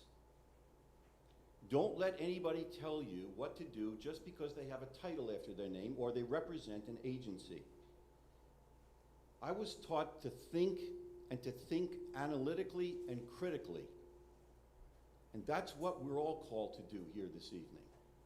To think analytically and critically, and to question, to walk around the evidence that's been presented, or the claims, shall I say, and determine whether or not it stands the test. My son is a medical doctor, and he and I debate quite frequently about a lot of things. He's an emergency room physician, and he holds a master's in public health as well, as an MD. And he's pointed out to me, Dad, do you know that we are close to herd immunity in this country? And the matrix, which member Karitanov, is it correct? Sure. Sorry for my Russian. It's okay. I know what a Kalishnikov is. So, here's the deal. With respect to herd immunity, we have over 100 million people documented as having survived COVID in a population of 320 million. That's almost a third. And yet, as Member Karitanov has pointed out in her examination and criticism of the matrix, I have to add to that. You're being asked in the matrix that's being presented to you to only consider vaccinations. But people who have been sick with COVID and gotten better, they have natural immunity. And natural immunity is better than any immunity that a shot or a jab can provide. 150 million people have received the vaccine, 150 to 160. We are close to, I just did the math before I came up here, 78 to 80% now. This is completely unnecessary to be taking these steps of requiring masks. By the way, I forgot to say I'm against them. All right, one other thing. I'm looking at every person here with a mask on here tonight. My son, the medical doctor and the expert, would say to each one of you, those masks are utterly and completely worthless to stop the transmission and reception of the virus. The only thing that you could do responsibly if you decide to hand out masks here on an optional or required basis is to provide every single staff member and every single administrator and every faculty member and every student that comes into this building with an N95 mask every single day. And because they take them off on and off a lot, they need more than one N95 mask per day. Thank you for your... Let me say, thank you very much. I'll close with this. I trust that you will consider everything that you have heard this evening from a wealth of wisdom and knowledge and make the decision that is in the best interests of the children and represents the views that have been presented here by parents, learned parents, and medical experts. Thank you.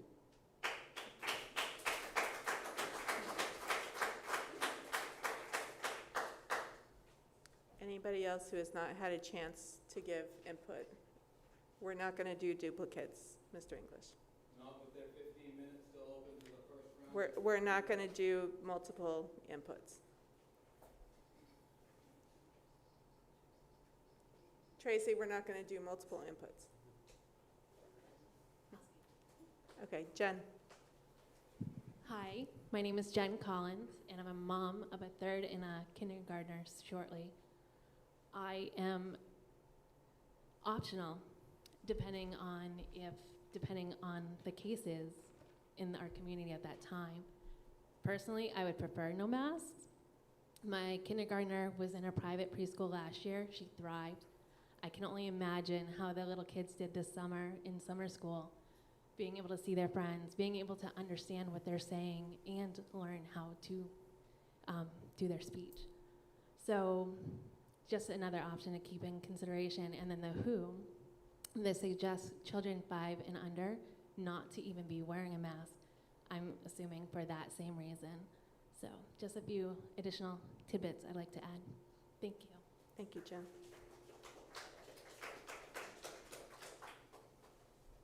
All right, anybody else? Okay, do we have anybody online? Okay, with that, I'll close public input. Madam Chair, is the superintendent going to give a summary of the correspondence that the board received? I asked that it not be read out loud. It is in our packet, and, oh yeah, he was gonna summarize the for and against. I don't know if he's had a chance to do that. I can tell you what they say. We've received one letter that's not here from a family that requested not to be on the public record.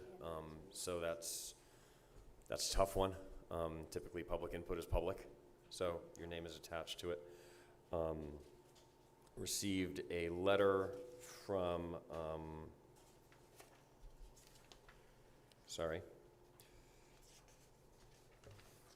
received a letter authored by a physician at Huggins Hospital, sent in by an ACS parent, in which he asserts, or he writes, I'll quote, "A quick note to reaffirm that masks are recommended and safe for use in schools." You have copies.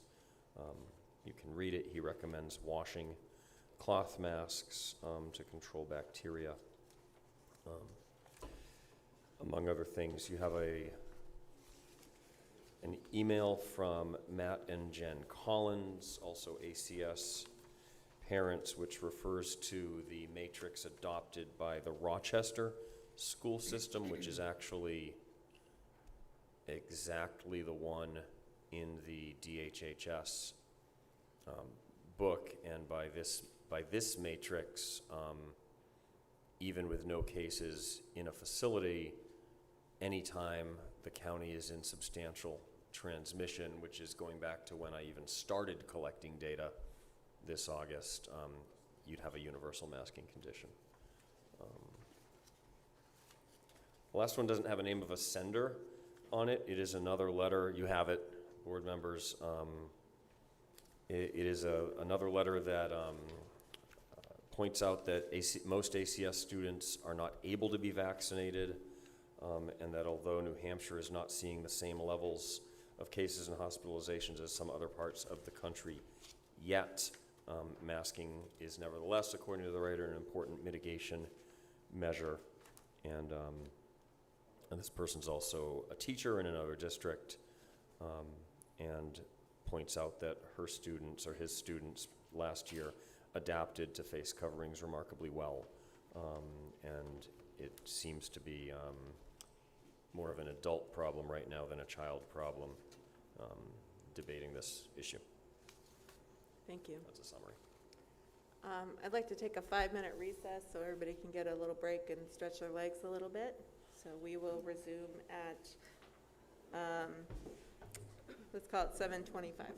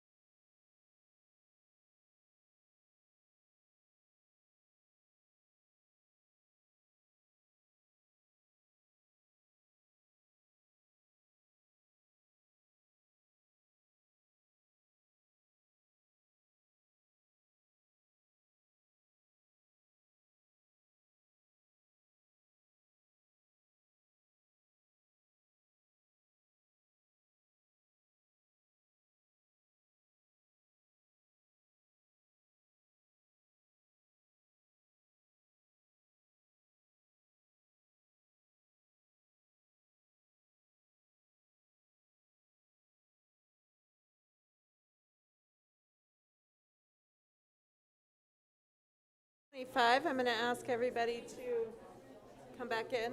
Ryan Moulton was one of my students in building things.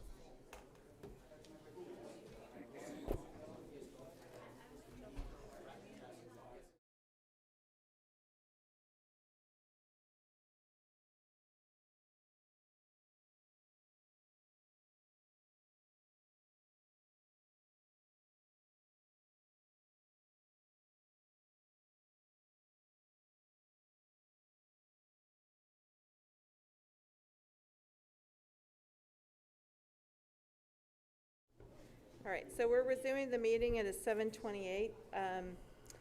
Tim, we have a fourth question on the table, which is about walking students in for the first couple of days of school. I know some need more than that. Okay, just to sort of recap on the agenda, we have action items for the Stay Open Plan, 4 different questions. We have a quick personnel, and then we'll have another public input session after that. So hopefully we'll be able to move around this pretty quickly. So we have, for the board, we have 4 questions on the table. I don't know if the 4th one, yep, he's very fast. I'd like to request that we talk about the evaluation system first, because I think that kind of dictates how school would be opened if we decide on how to proceed. It seems to make seems to make the most sense to talk about the evaluation system and the matrix first, as that would give indications of how we should start school rather than starting with the other question. Do you have a motion you'd like to make? Not yet, no. I was hoping Okay. we'd have some discussion first. Okay, go ahead. And I do have a question for the superintendent and the principal. I was wondering if you could describe to us,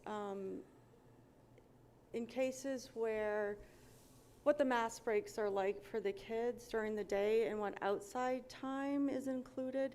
You know, we did a lot with that last year when masks were mandated.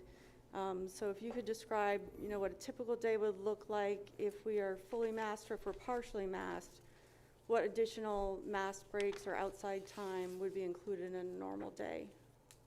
I'll start and let the principal finish because he knows the day-to-day schedule of the school. But in general terms, there is a misconception, I think, you know, school's a 6.5 hour day, but children don't go to one place and stay there for 6 or 6.5 hours. They're doing different things throughout the day. So, John, would you please be sure to talk about how many recess periods there are at different grade levels, that kind of thing? Because outdoor time is unmasked time right now, even under our most restrictive conditions right now. The worst case scenario, outdoor time is unmasked time. Mask breaks, that's one of the questions. I mean, in a partially required condition as proposed, there are increased opportunities for that. Without that, I'll come back to it, but without that, we've been encouraging in all schools classes to move outdoors. We've built outdoor classrooms. At my other elementary school, we got a bunch of logs donated and set them in circles so that stumps, short log length,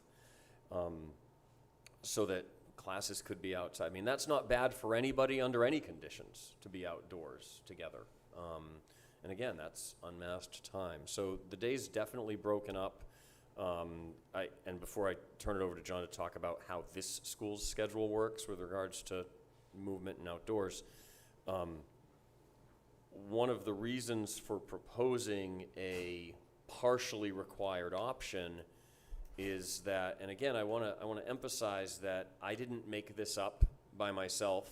I spoke with folks from other districts. Thank you to those of you who helped point me in the right directions, who did this all last year, where when the CDC's social distance requirements were met, 6 feet, starting last year, everybody had the option of removing face coverings. And I know I'm not the only one here who can talk about it, but I've talked to people in those districts, and their outcomes appear to have been very similar to everybody else's, all of ours. And we like to think we did a good job because we didn't have a lot of cases, but the truth is that all schools experienced pretty close to the same outcomes last year.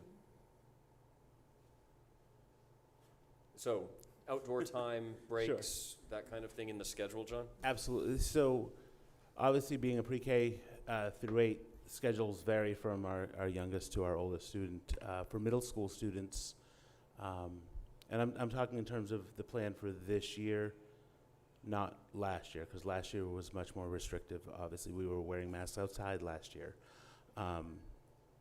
So what we're hoping the plan for this year, if we were masked in terms of mask breaks, are like last year for our middle school students that do have different classes.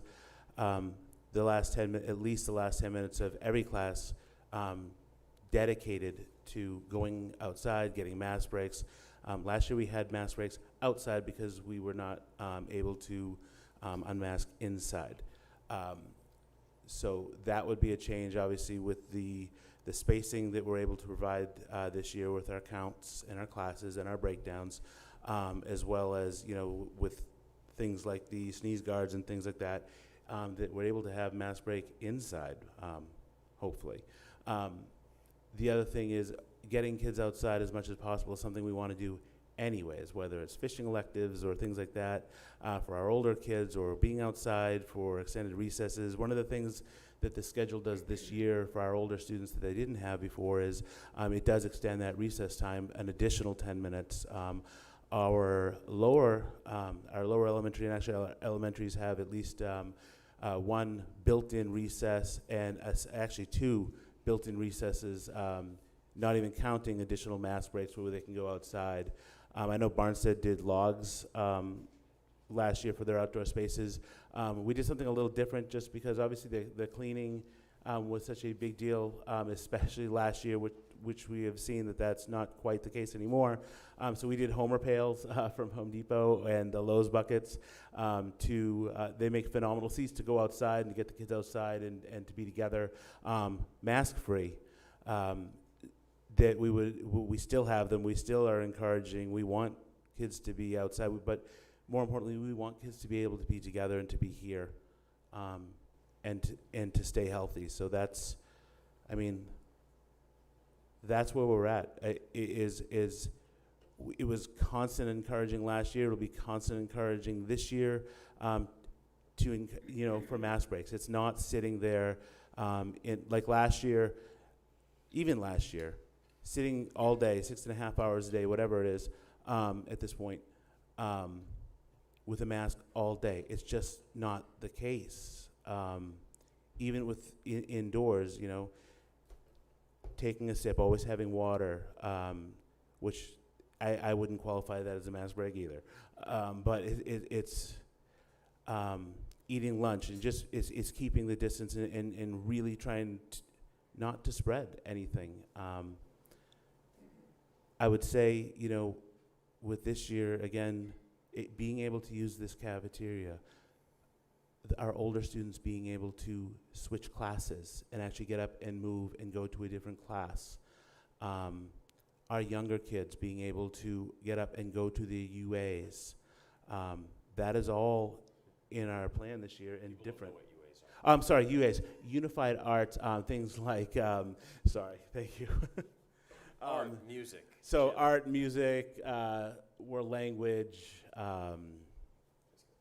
tech, STEM, all of those subjects, they are actually able to get up and move and go to them, which the teachers last year were rolling around carts everywhere here to get to the students.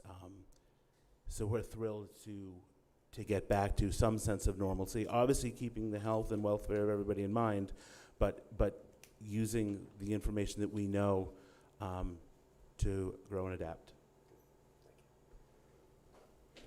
And I'm wondering if the board, thank you. Sure. John. If the board would mind if we just address the first question first. I think that's the sort of the easiest one to pick off the list. Looking at the limited remote option for families, I think Tim has stated that would be with grant monies. I don't know if you have other details you want to give us, or you just kind of need to go ahead to move forward.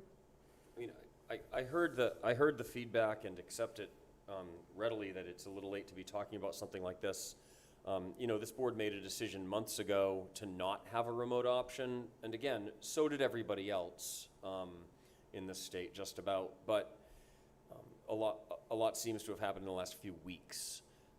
Hvac exists; it is an option. Homeschooling is every parent's right. But if people are interested in something else, we could potentially provide it. So I would get an email out within the next 36 hours and try to pull together people who might be interested, probably for a virtual meeting rather than an in-person meeting, not for the reasons you might assume, but just to make it easier for people to attend no matter what their schedules already look like, or a combination of the two. And that would be the first the best indication I'd have of how many people might be interested in something like that. And it would be a chance to give them very specific information about what something like that could look like.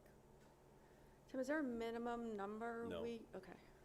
No, we could have one second grader, and there would be a class of second graders for that person to join. This is a little different than Hvac, and I am not here to say anything positive or negative about the Hvac program because I don't know enough personally to either criticize or praise Hvac. But I have heard enough from parents to have heard that there might be some questions about the amount of direct engagement between students and their classes and their teachers in Hvac. That might be a challenge at times, at least for some people.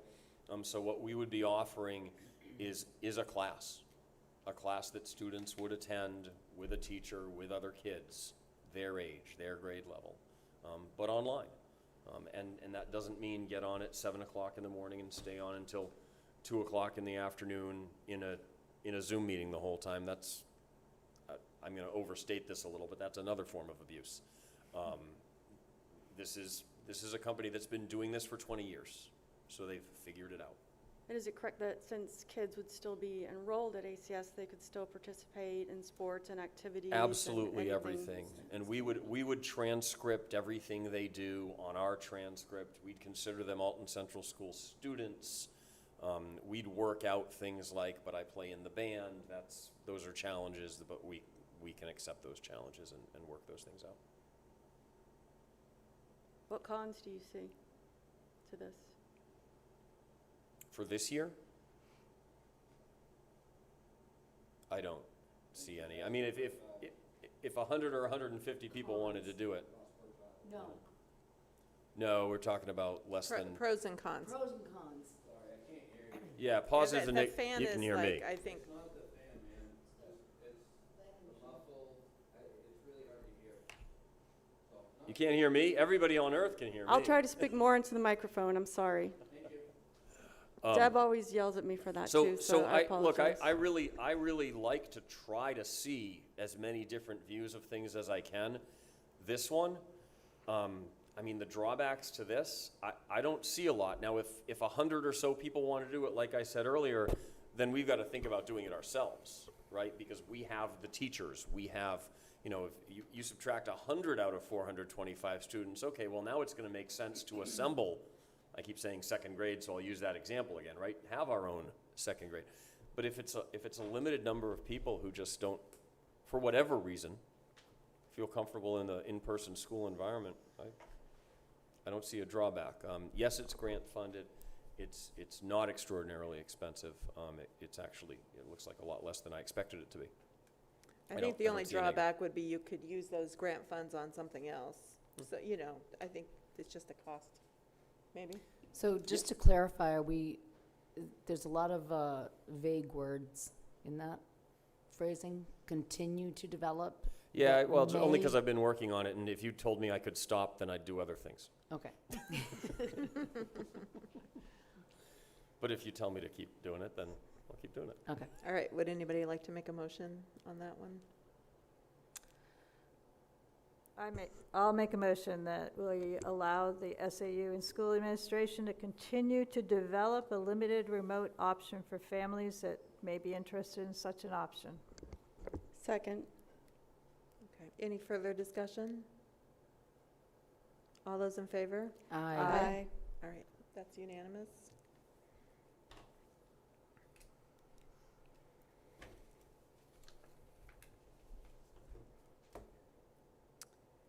And then we had, I think the last question is maybe a slightly easier one to address too, which is about parents being able to walk their kids into the building. Certainly as, you know, I had a kindergartner who was like, Mom, I'm all set once we got to the patio and I worked in the building, and I had a kindergartner at the next one who I had to walk him to class every single day for that first year. So John, what are your feelings about this? It's something that was really unique to me when we came here, that we had that option, and I know how important it is to families. So would you require them to wear masks, the adults?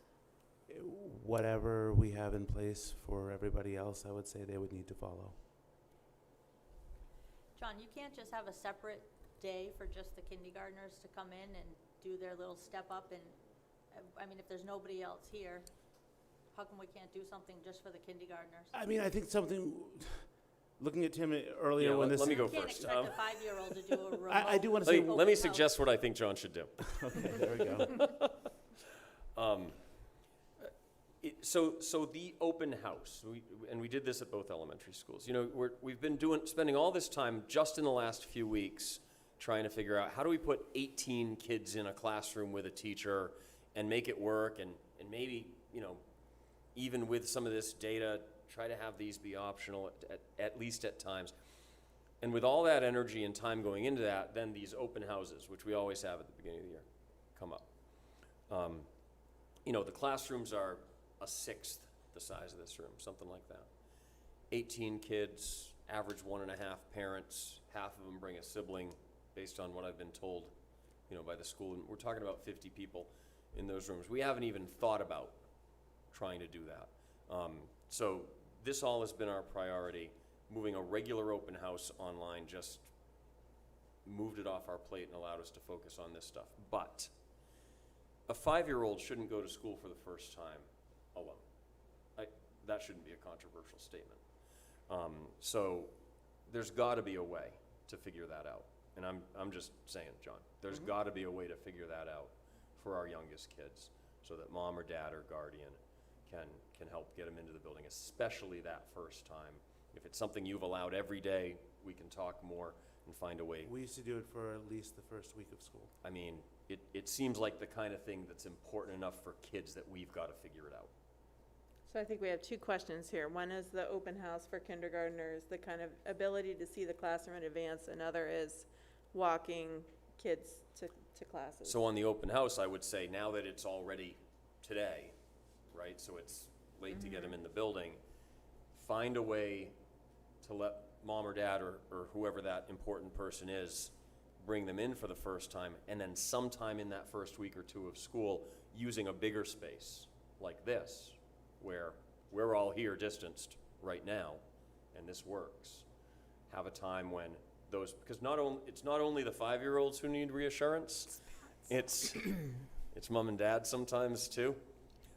It was us. I've got 5 of them. It's been a long time since they were 5 years old, but we went to those things. Right.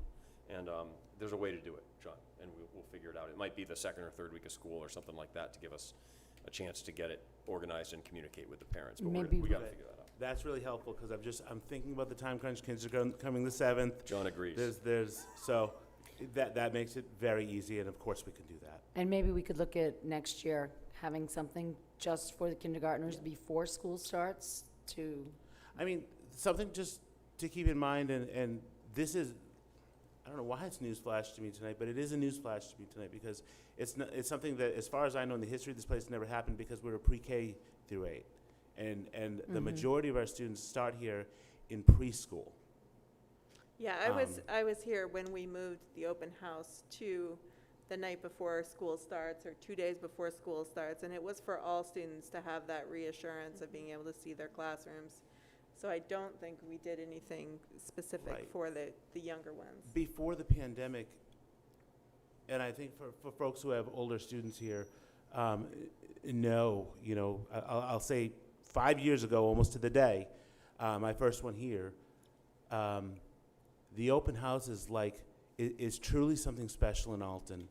It's truly something where I feel like the whole community came through that school. I shook so many hands and met so many people, and there was no way I was ever going to remember all the names. It was just, there were so many. And it was wonderful to have everybody. But the bigger thing was families could come into this building, know where their kids are going, get to see who their teachers are, navigate their way so they knew where the cafeteria is, or the gym, which are the easy ones, or where their classroom is in location to that. Would they still get lost? Of course they would. They're little kids. But there's plenty of us here to guide them on that. But and I think that's why in previous, it was something that was never even, because it was a whole school, whole community event. I mean, we served hot dogs and watermelon and water, and had cookouts out back with Russ Perrin cooking dogs. It was fantastic. So I think that's why it hasn't been in the past, and it certainly there's so many different pieces and so many things going on that I would hate to overlook any group of our kids. So it sounds like you're going to work on a way to do this We'll for our figure it out. kindergartners. Well, and the bus company would be very agreeable to letting the kindergartners have a dry run in the summertime, because they did that in Gilmington. They would take the kindergartners on the bus a week before school started, just to show them what it's like to be on a bus. And the bus company was very, very cooperative about that. I think that's a great idea. So something to think about for the future. So Yeah, let's do it. the question of walking students to class, We'll make it happen. Tim says they'll make it happen. As long as they vote for it. Do we need to vote on that? Yeah, unless you're Is opposed. anybody opposed to that? We can just kind of move on past that. No. All right. Okay. I think that question is settled. We can get into the meat of things. Karen, you had an item on the table for discussion. I did, and I also had some thoughts to share with the board, and I wrote them down because that's why I collect my thoughts. We all had hopes that we'd be starting this school year different, and in June it really looked like we could. We all want the kids to have the best experience here possible. But I think, we're at a point where the reality is the pandemic doesn't respond to our hopes, unfortunately. It takes action to limit the impact that it has on our community. I'm not a pessimist, I'm not an optimist, and I aim to be a realist. And the reality that I understand when I listen to experts, science, and I look around at what's happening in the world, the US, New England, and our state, and I understand that other people look at information and have done their own homework and have come to different conclusions. I'm sharing my thoughts right now. Because I have done my homework, I've been losing sleep over all of this for the last 2 months. And it's not an easy decision for all of us up here. There's a lot to think about and there's a lot to consider. But I don't think we're at a moment yet where we can just let our guard down and hope for the best. Our current reality is that the Delta variant has proven to be twice as contagious. We did not have this last year. And we have more than, and it's said to have 1,000 times more the viral load of previous COVID. We are already in an upward trending surge in our town, county, and state. As of August 9th, there were 96 cases of the Delta variant. As of today, and that meaning like yesterday, because I don't know when they posted the results, Delta variant had quadrupled to 423 cases. As a board, we need to look at our primary goal. That's to provide a consistent, healthy, and safe environment to enable our students to be in a school full-time in person, while we're dealing with a significant impact from COVID, because it is still part of our reality. We need to seek information, input, which we have done our best to do tonight, and all of us have been paying attention to what's going on for months now. This is not something we're just addressing new tonight. We need to look for patterns and trends to support this goal of keeping the kids here in person together. At this moment, the overwhelming majority of our most important stakeholders, our students, cannot be vaccinated to limit their risk to their health, which we don't know the end game on that yet. We just don't know yet. But also, that limits how we can stop gathering them together from the potential of increasing spread in the community if we're gathering together a group of unvaccinated individuals inside. Even if kids at this age may not be at high risk of death or hospitalization from COVID, without vaccination, they can be a source of community spread that goes to their families who may have high-risk members. And our level of action to protect our kids should have a higher bar than a death rate. We need to take reasonable and proven steps to mitigate many of the difficult challenges we've all faced in the last year. Loss of learning, impact of remote learning and quarantine on family and work schedules, and social and emotional impact for students due to dramatic changes to their learning environments. At this moment, the CDC and the American Society for Pediatrics recommend that students in K-12 universally mask regardless of vaccination status, and New Hampshire DHHS recommends universal masking when there's substantial transmission in a community. And unfortunately, our best information on that is county data, because we don't have the same 14-day average of information that really shows us patterns and trends, not just a snapshot of what it looks like in our town on a particular day. Based on the data we have available, we have substantial and high transmission in all New Hampshire counties. Belknap County's 14-day average was 4 times the level of cases per 100,000 to be considered high transmission. And as we've seen in the numbers, Alton itself has had a significant uptake in cases, along with Tim shared the 14-day average, which is well above actually the high transmission for the county. We don't live in a bubble. We all leave Alton. We all mix all around. We go to workplaces. We can't only look at the numbers here. We have to look at what's going on around us, because we're not only mitigating the current case impact right now, we've got to prevent the trend that's happening elsewhere with devastating surges due to Delta variant in many states. And you only need to look at the news to see that. Karen, excuse me, this is the board's time. When we are bringing students into a public community setting that they're required to participate in, we have a responsibility to reduce potential harm by balancing individual choice with public safety. We already do this in many ways in the school to ensure a healthy and safe environment that promotes learning. We require immunizations. We don't let people walk around smoking. We don't sell candy. We don't sell soda in the machines. There's a lot of things we do to protect our students and create safe environments for learning. Over the last year and a half, we've learned many lessons and added tools to help us navigate a changing and uncertain context. We will not be perfect. We cannot be 100% certain, but we will learn more. But first and foremost, we cannot overlook our primary responsibility as a community, which is to take care of each other. Thank you.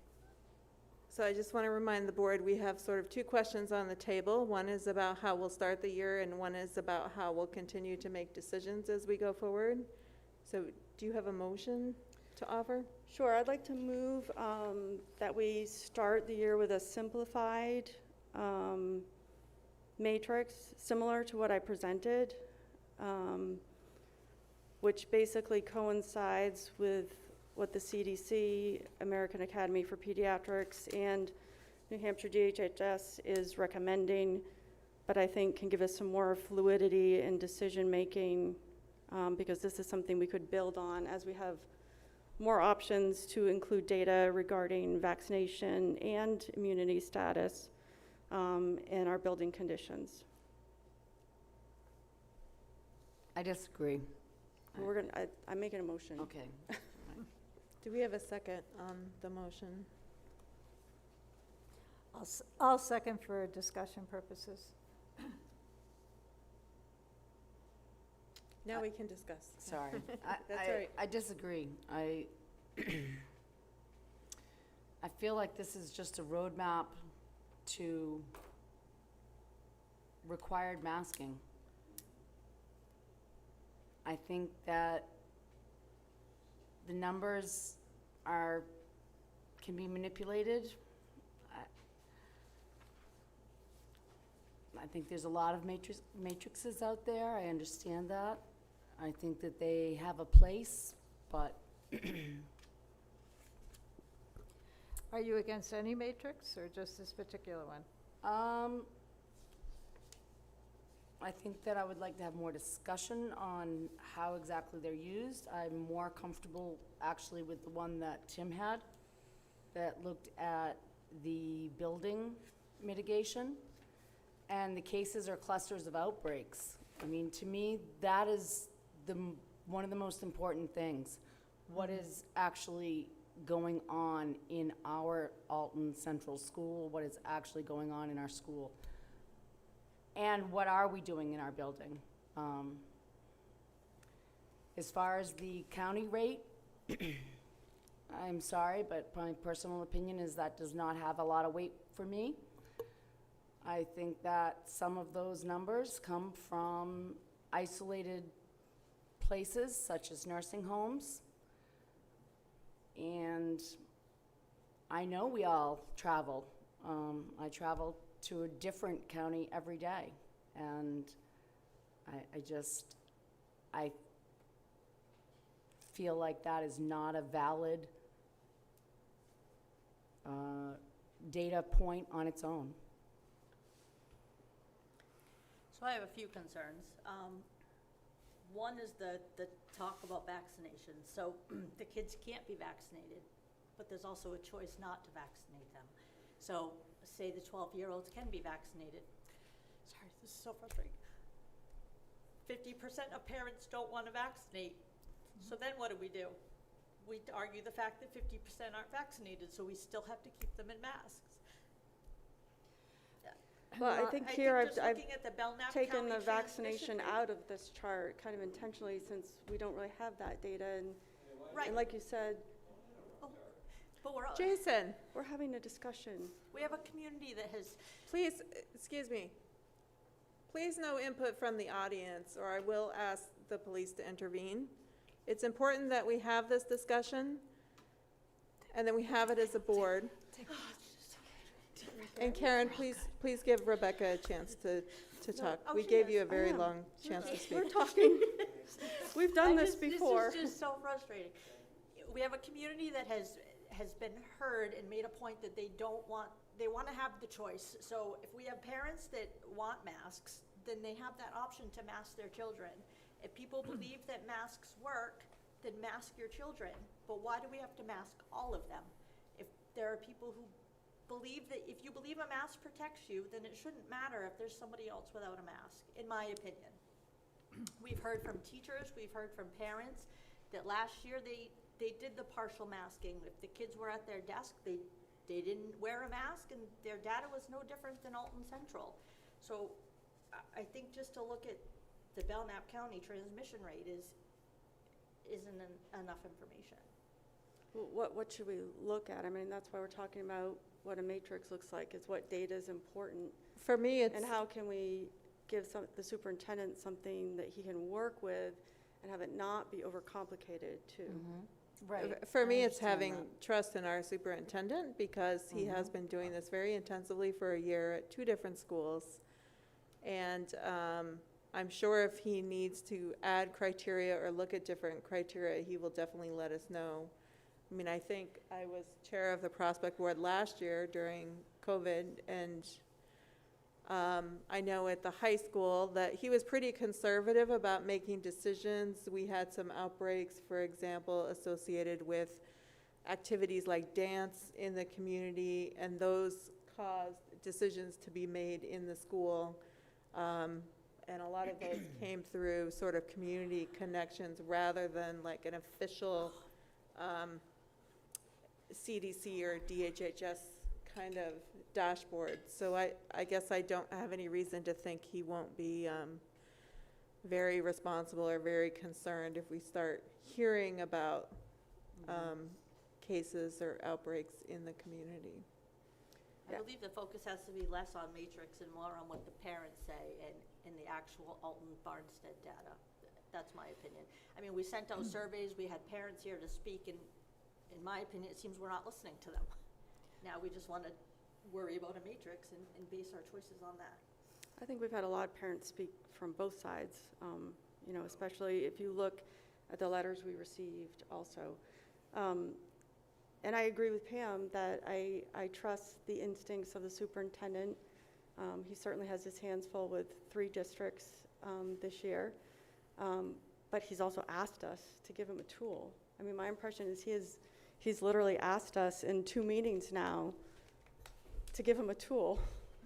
You know, he took the state matrix, which he didn't feel completely covered what he wanted to cover, and he made an adjustment. I proposed something else just to simplify it, not saying that that's the best option, but for the board to discuss. But my understanding is the superintendent has asked us to give him a tool to at least go by. Is that right, Tim? Kind of. So I think superintendent-board relationships are complicated. On some days, the superintendent wants to be told what to do, and I think on some days the board wants the superintendent to tell them what to do.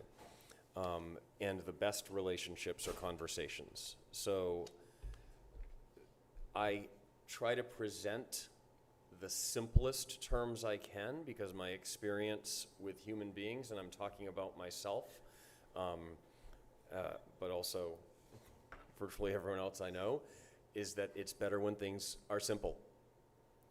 Complexity creates misunderstanding and confusion, and it is our role as leaders, whatever kinds of leaders we are, to create clarity. Sorry, I laughed because I was thinking about when my wife tells me what to do, and I don't ever seem to understand. It can't ever be simple enough. So simple is good. So what I've presented to you is simple. Now what's behind it is complex. And I was just, for those of you who saw me hunting around my tabs here, I thought I had it pulled up, and I don't, I'm sorry. I have an example, and I anonymized it. I took out the name of the other district, of a 3-page long matrix with about 18 rows and 4 columns. And when there are 4 cases in a school, we're going to do this, but when there are 5 to 8, we're going to do that. And if you gave me that tool, I wouldn't enjoy it. I do think that this very simple matrix needs more work. And I'll give you an example. Under building mitigation, what does that mean? Is that Tim looking at a school building and goes, well, this one looks excellent to me, and this one looks moderate, and this one doesn't look so good?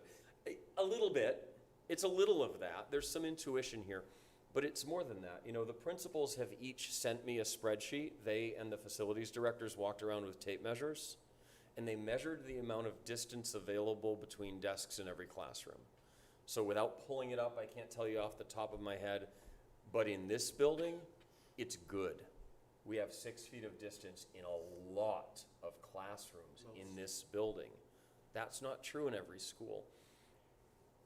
And I think when some national organizations make blanket recommendations, or even statewide organizations make blanket recommendations, they have to be thinking about Manchester, New Hampshire, which might not have the same kind of facility that Alton, New Hampshire does. So they might have to take a more conservative approach in order to be more one size fits all. So, long answer, but this is the only time I'll talk during your discussion, and you asked. Unless you ask again, but I'm warning you. There's more that I can build to flesh out the details of what does excellent, moderate, or poor mean in each of these columns. My question tonight, though, is sort of like the question about the remote option. Am I headed in the right direction for you? Because again, it's a conversation, right? I work for you, but there are times when you want me to make decisions for you, right? You just get it done, Tim, right? Wouldn't it be nice? So this is an effort, right, Rebecca? This is my effort to say, if you're comfortable so far, I'll keep going. And it's an effort to respond to a community that has said, we don't want that. We as a community accept whatever risk might be involved in something a little more nuanced than that. And people are uncomfortable with it. Some people are going to be uncomfortable with that. I totally understand. So I'm trying to respond to your needs and the community's needs. And part of that is checking in with you. If you're okay, I'll keep working on it with John and the other administrators. And we have a meeting September 13th, which is coming up. So if we give you permission to start using that, and then we can revisit it on the 13th, the matrix I'm talking about. The one that you proposed, if you start using it and it doesn't become user-friendly, you bring it back to us on the 13th and we talk some more about it. I see it as a work in progress. Yeah, I do as well. Also, I know that if things are starting to feel bad or urgent, Tim's going to make a gut decision, even if it deviates from a matrix. Because I agree that local case criteria is going to be the most important thing that we look at. I wish they gave us the data to really look at that really well. But in a small town, we have gossip, so that you know, So we word of mouth maybe substitutes for data sometimes. All right, so we have a motion on the floor. Are we ready for This is Karen's on motion on the adjustment of the matrix? So all in favor? Aye. Okay, all opposed? Aye. All right, that motion fails.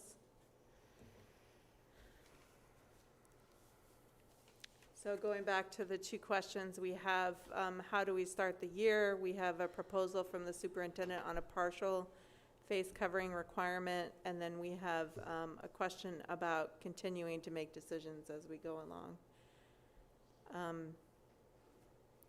I think that we might want to focus on the making decisions portion of the question first. We've just been talking about that for a few minutes. Are we comfortable basically using the template that we have now, empowering the superintendent to make weekly or more often decisions regarding face covering requirements, obviously keeping the board informed as he goes along. Would anybody like to make a motion on that particular question? So moved. Do Okay. you want me to say it all? No, you don't have to say it all. Do we have a second? I'll second. Discussion? Can you on repeat that? the motion? So this is the question about basically allowing the superintendent to monitor and make decisions on a weekly or more often basis as we move forward. I fully assume that the evaluation system is going to change as we go through the year, and that it will be presented to us on a regular basis as it does. Yes? Yeah, it needs to Okay. be. Yeah. I think we're learning what we don't know. I think everything's just evolving so quickly in this Just the situation. fact that kids can go outside without masks is huge. That was very difficult for the kids last year, going Yeah. outside with masks on. Yeah, we have relaxed a lot of our protocols that were in place last year. All right, any more discussion on this evaluation question? You ready to vote? Okay. All those in favor? Aye. Aye. Any opposed? Okay. All right, the motion passes.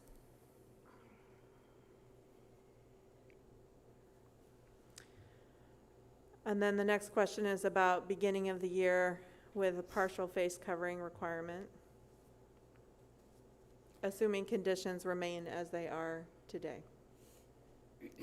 I make the motion that ACS begin the year, if conditions remain as they are today, with partial face covering requirement as recommended tonight by the superintendent.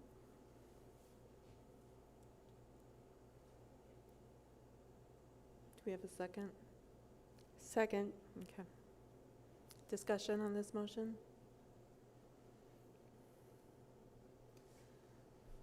I think it should be recommended, but optional.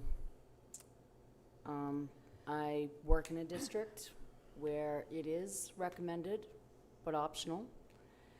And I see many staff and I see many students wearing masks. Some are wearing double masks. Some are wearing masks appropriately. Some have them around their mouths. What it has done, though, is taken away the argument of put your mask on, you're not wearing your mask completely. I think it has allowed teachers to focus on teaching. And ultimately, I understand that there are no vaccination choices for the younger kids.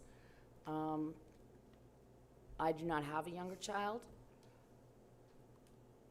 However, I ultimately feel that it is the parents' decision to.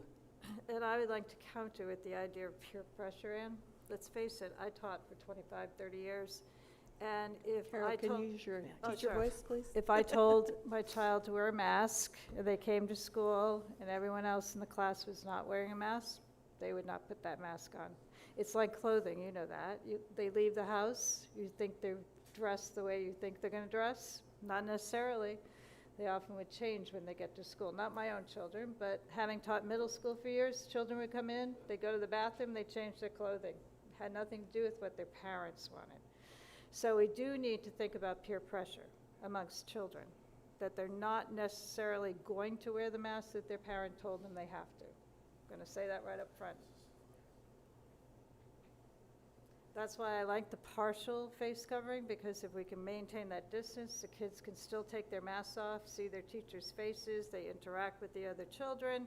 They still have that opportunity, which again, as a teacher, I know that makes a difference. When I could see a child's face that they didn't understand something, I went right over to that child. So I totally understand what you're saying. That's why I like the compromise. I feel that's a compromise, that we're partial.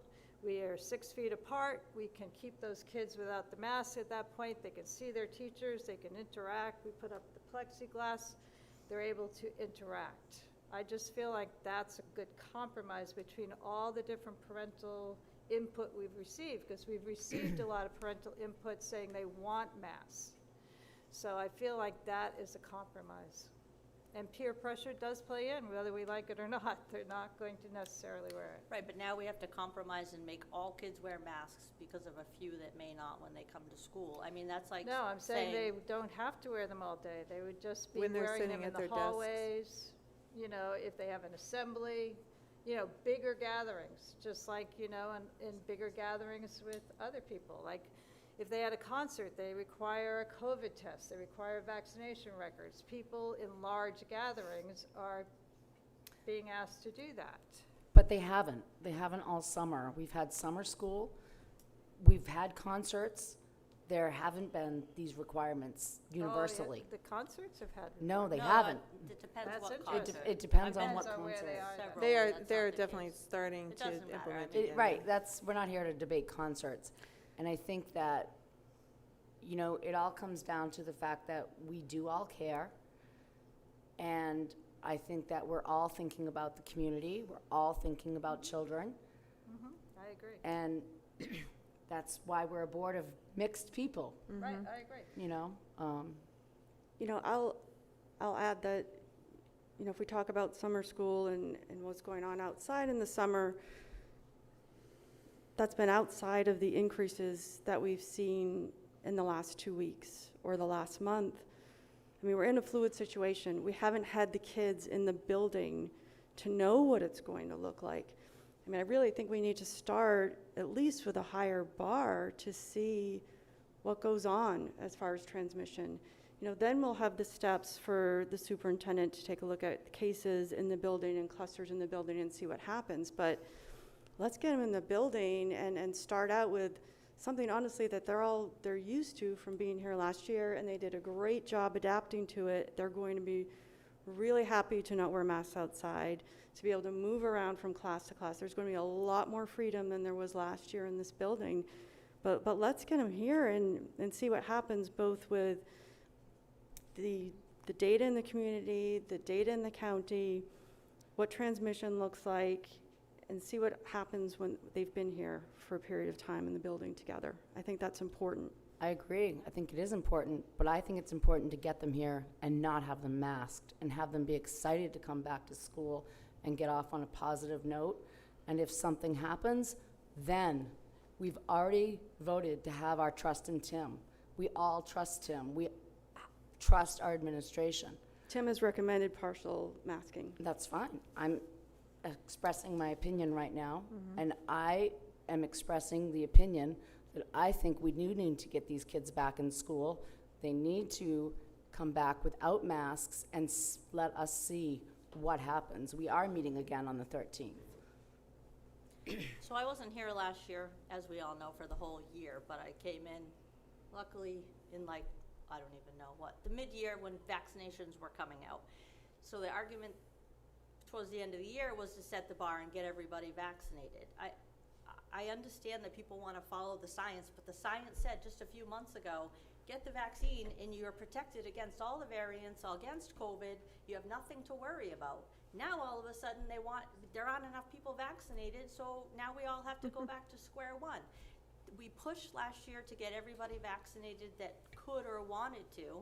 The teachers that want to be vaccinated here are vaccinated. So I'm not sure, some want to follow the science, but the science flip-flops every other day. And, we have 400 and something cases in Belknap County. Do we know what age those people are? Do we know if they've been vaccinated or they're not? Do we know if they're kids? The transmission level in children is next to nothing. And then the teachers are vaccinated. I'm I seeing disagree data that the personally. transmission level is Yeah, I low. disagree with the transmission level also, because if you look at any data from Florida or Texas or states that are in this Delta variant surge, kids are making upwards of 20% of the infection rate, and kids' infection rates are going up. And I honestly, we're not talking about trying to understand whether the CDC has, how they make their decisions or when they make decisions or how often they change. But we should We're looking understand at the reality of COVID cases increasing dramatically in our community in the last month. And I think it would be irresponsible to start the school year assuming that we're in the same place that we were last May or June. That's my opinion. The other piece that concerns me is that we don't have data on the long-term effects of COVID on children. they may appear like they don't have symptoms, but there are long-term effects. So we also have to look at that. There's no data on that. It isn't all about the death of children, it's about the effect of COVID on children. So I just want a chance to state my thinking, and then we'll call a vote on this to move on, okay? I like the idea of a compromise position. I know we're coming back in a couple of weeks, so I think whatever decision we make, we can come back and revisit it in a couple of weeks. I keep thinking about our medically fragile children and doing what we can to protect them without having to isolate them even more. And the impacts of having to stay at home, what those impacts have been on those kids. So that's kind of where I'm going towards the compromise position. Are we ready to vote? Okay. All right. All in favor? Aye. Aye. All opposed? Aye. Aye. Okay. Thank you. And I do want to say that every member of this board does care about children. We always have good, respectful discussions, and, you know. Agree to disagree. Yes, yes. So It's a many good folks. board, and I always appreciate that. So I'm sure we will have another recommendation and another good discussion in a couple of weeks. All right. And I'm sure that John will get this out on the Facebook page and by letter to parents quickly. Do we have any more action items on this particular topic? We've worked through everything, Tim? Personnel. Oh, we have personnel, okay. Yeah, we have personnel. Do you want another public?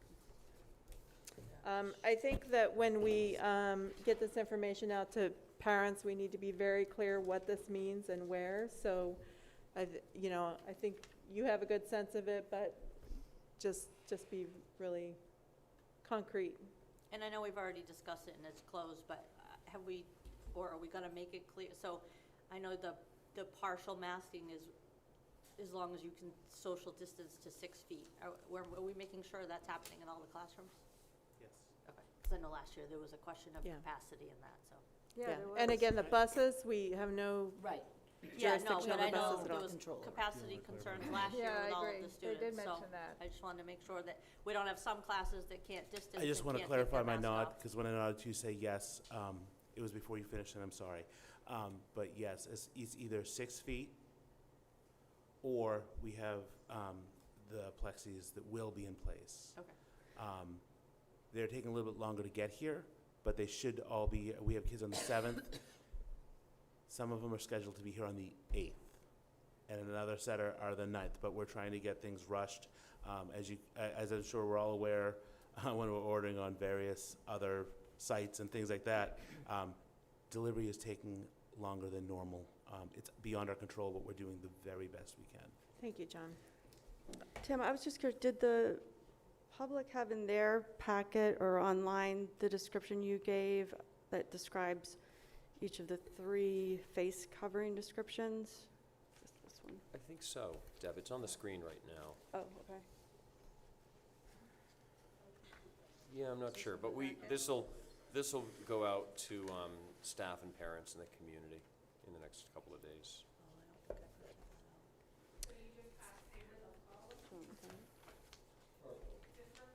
Yes, partially required is the middle column here. Okay, so we have a personnel item here. I move we accept the resignations of Muhammad Ahmed and Kara Kennedy with regret. Second. All in favor? Aye. Okay. I move we accept the hire of Danielle Durkee as grade 5 teacher. Second. All in favor? Aye. Aye. In the athletic department, I move we accept Megan Stanley as girls' middle school soccer coach and Russ Perrin as girls' A basketball coach. Second. All in favor? Aye. Aye. Okay. All right. We are on to our second public input on agenda items. And same kind of criteria as before. Derek, would you like to speak? Okay. No, there's no sign up this time.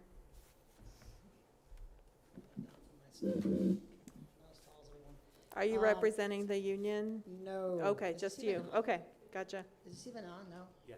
Is it? Okay. So Derek Papasino, resident, I think 19 years in the school system. I want to take a minute to thank all of you. I don't think anyone here envies what you're doing. I think, I look at it like coaching. It's a thankless job sometimes. You're not going to make everybody happy. I love this community, and that's why I'm still here. Last year was so easy because and Tim had said it, because everyone just, we all socially distanced, we wore a mask, we did what we had to. Things have gotten very complicated, and unfortunately in this awesome community, we have a little bit of a divide, which I think is unfortunate. Tonight has gone much better than I think many of us thought. We all have our own opinions and perspectives, and I think there's so much information out there. Everyone here has their own information. Like if you look here and you look here, I've kind of tuned out to a lot of it. Honestly, I talk to my doctor, my kid's doctor, and that's what I do. Everyone here is going to have their own information, and they're going to disagree with each other. I've had friends or even teachers who disagree with my opinion because I listen to both sides tonight. And I respect everyone in here. Someone doesn't want to wear it. And this is a wonderful country. We have all these rights. I love America. We have these rights, and we talk about it all the time. We forget about those. But at the same time, we have responsibilities. And I mean, for me, I had a great summer. And I know in other states are like, what do you mean you had a great summer? It was normal. I didn't wear a mask. I loved it. But like last week, or even in the past, I went to Home Depot. And I walked in, and the girl had a mask on, and she said, well, yeah, employees. And I said, I'll put it on. I know you have to do that as well. And the mask debate is going to go on forever, depending on what you're looking at or reading. I was fortunate. I wore mine all winter. I didn't have a cough, a sniffle, a sneeze, nothing. I can't say it protected me from COVID, but it sure as heck kept me safe, in my opinion. And I'm not trying, I'm speaking for myself, not for the teachers or anyone else. I wanted to take a minute just to thank you, because I know you're in a very tough position. People here tonight are going to be unhappy with you. Some will be happy with you. It's not easy. And I hope as a community, we can respect that people have their decisions.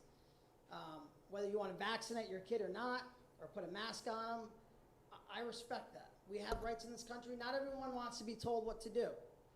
I agree with that. I don't want to be told what to do. So if someone doesn't want to vaccinate their kid or wear a mask, that's your choice. I respect that. And I know it's sensitive because we have people, you mentioned it, and we have audience members who kids are very, they are susceptible to getting more sick, and that complicates things as well. And it turns, that's my time. So I wanted to thank you. I wanted to thank you all. I appreciate it, and I wanted to actually thank our audience tonight, because I thank you for coming and sharing your opinions and for being respectful to others. So thank you to everybody, I guess. Thank you, Derek. Have a good year.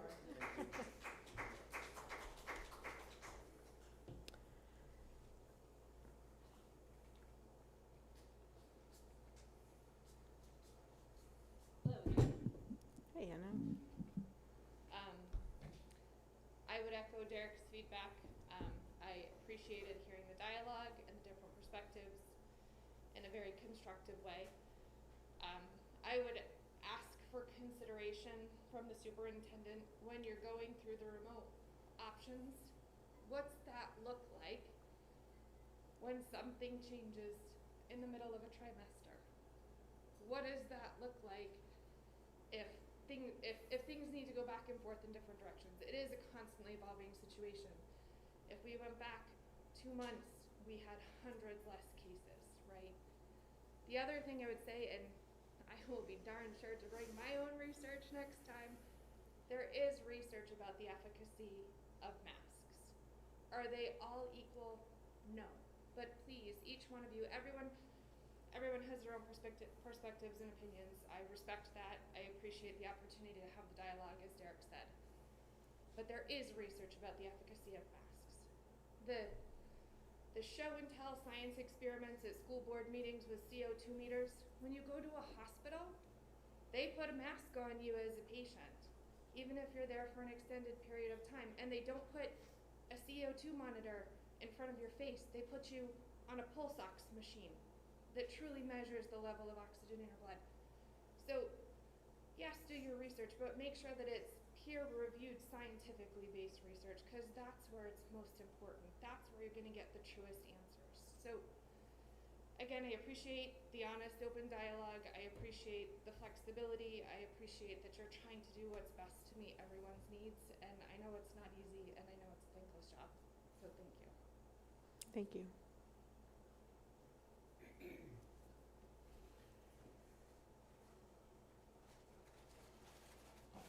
Hi folks, Steve McKnight again. I'd like to thank the board.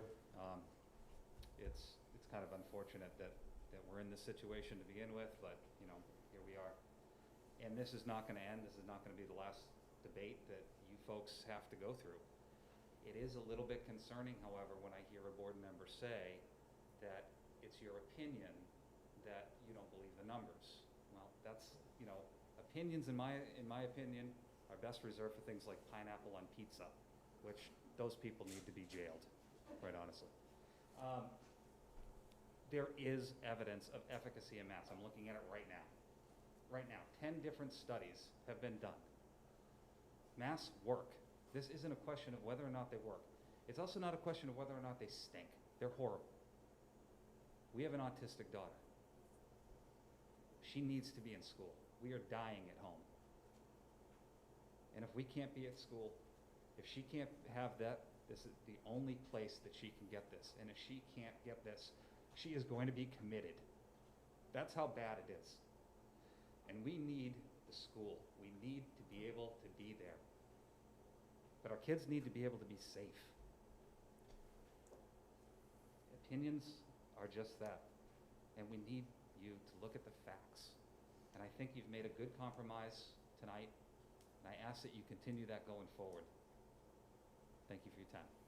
Thank you, Steve.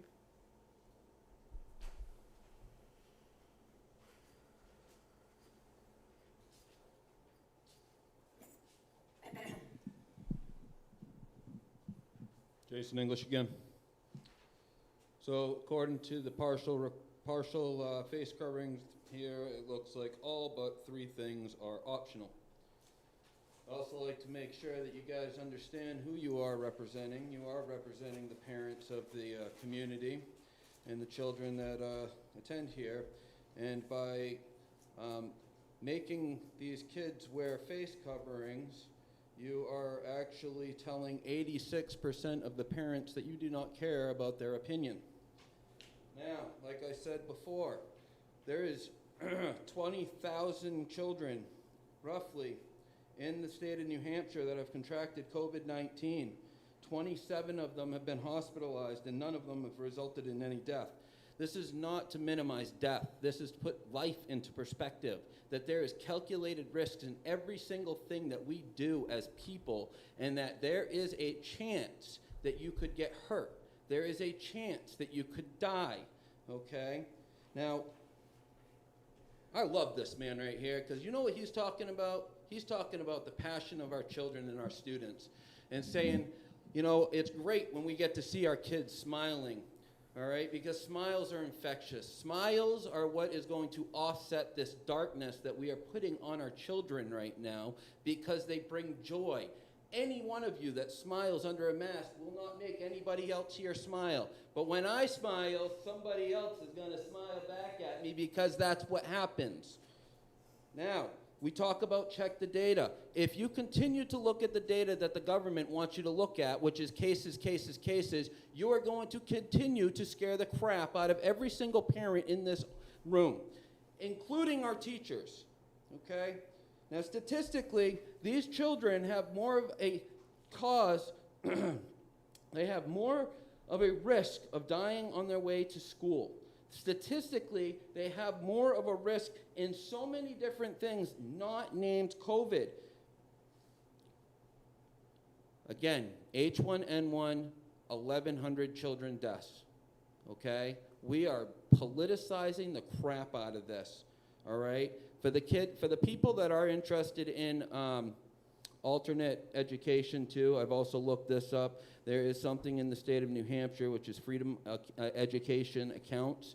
It offers up to $4,600 per student, which you can access as a as a resident of New Hampshire. And I can tell you statistics according to your things here that no children in Alton have died from COVID-19, okay? It is not healthy. We have to make sure that we are talking about this. We got to look at the repercussions of the other things that could potentially happen here. I'm asking, one second, Pam, I'm almost done. I'm asking that we let our teachers teach and we let our students learn. They are safe, and this has got to stop. And what happens if 86% of the students decide to come here with not masks? What happens if 86% of the parents stick together and say, we don't recognize your right to mask our children? They are safe. This is our calculated risk analysis. Let them share their smiles. Thank you. Thank you.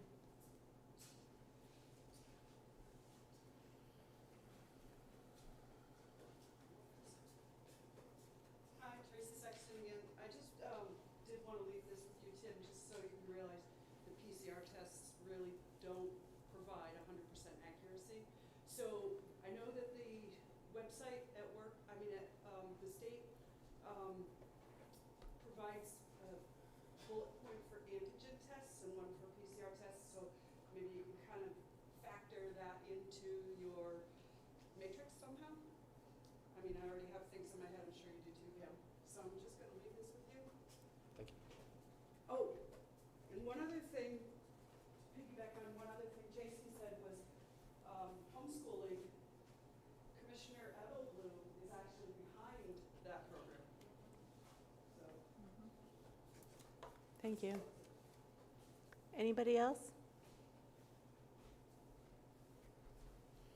I guess I have a new last name. It'll be, again, Paul Terry. These are wonderful little things, aren't they? Because somebody makes a claim, and then you can instantly, you can go and check to see whether it's accurate or not, or if there's contrary evidence. So a claim has just been made that there are 10 studies that prove the efficacy of wearing masks.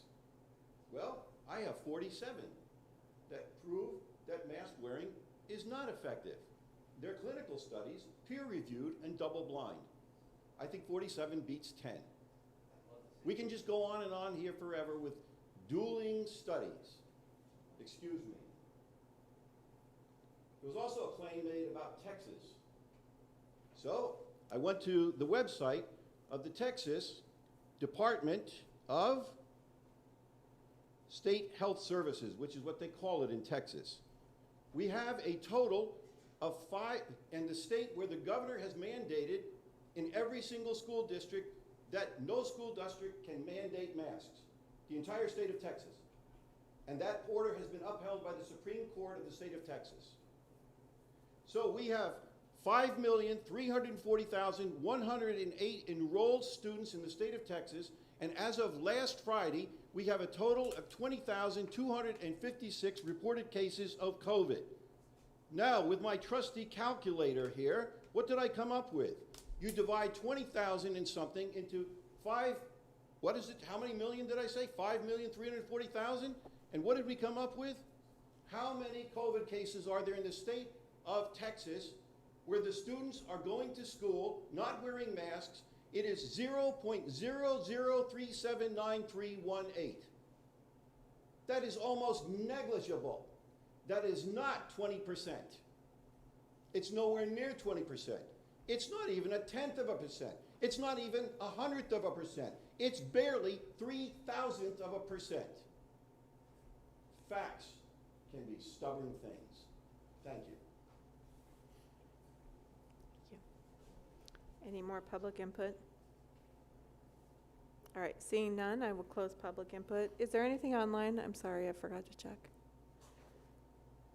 No? Okay. Okay. We have a non-public session, so I need a motion to go into non-public. The RSA is on your handout. I move we enter non-public under 91A:32A. Second. Roll call? Aye, yes. Yeah, either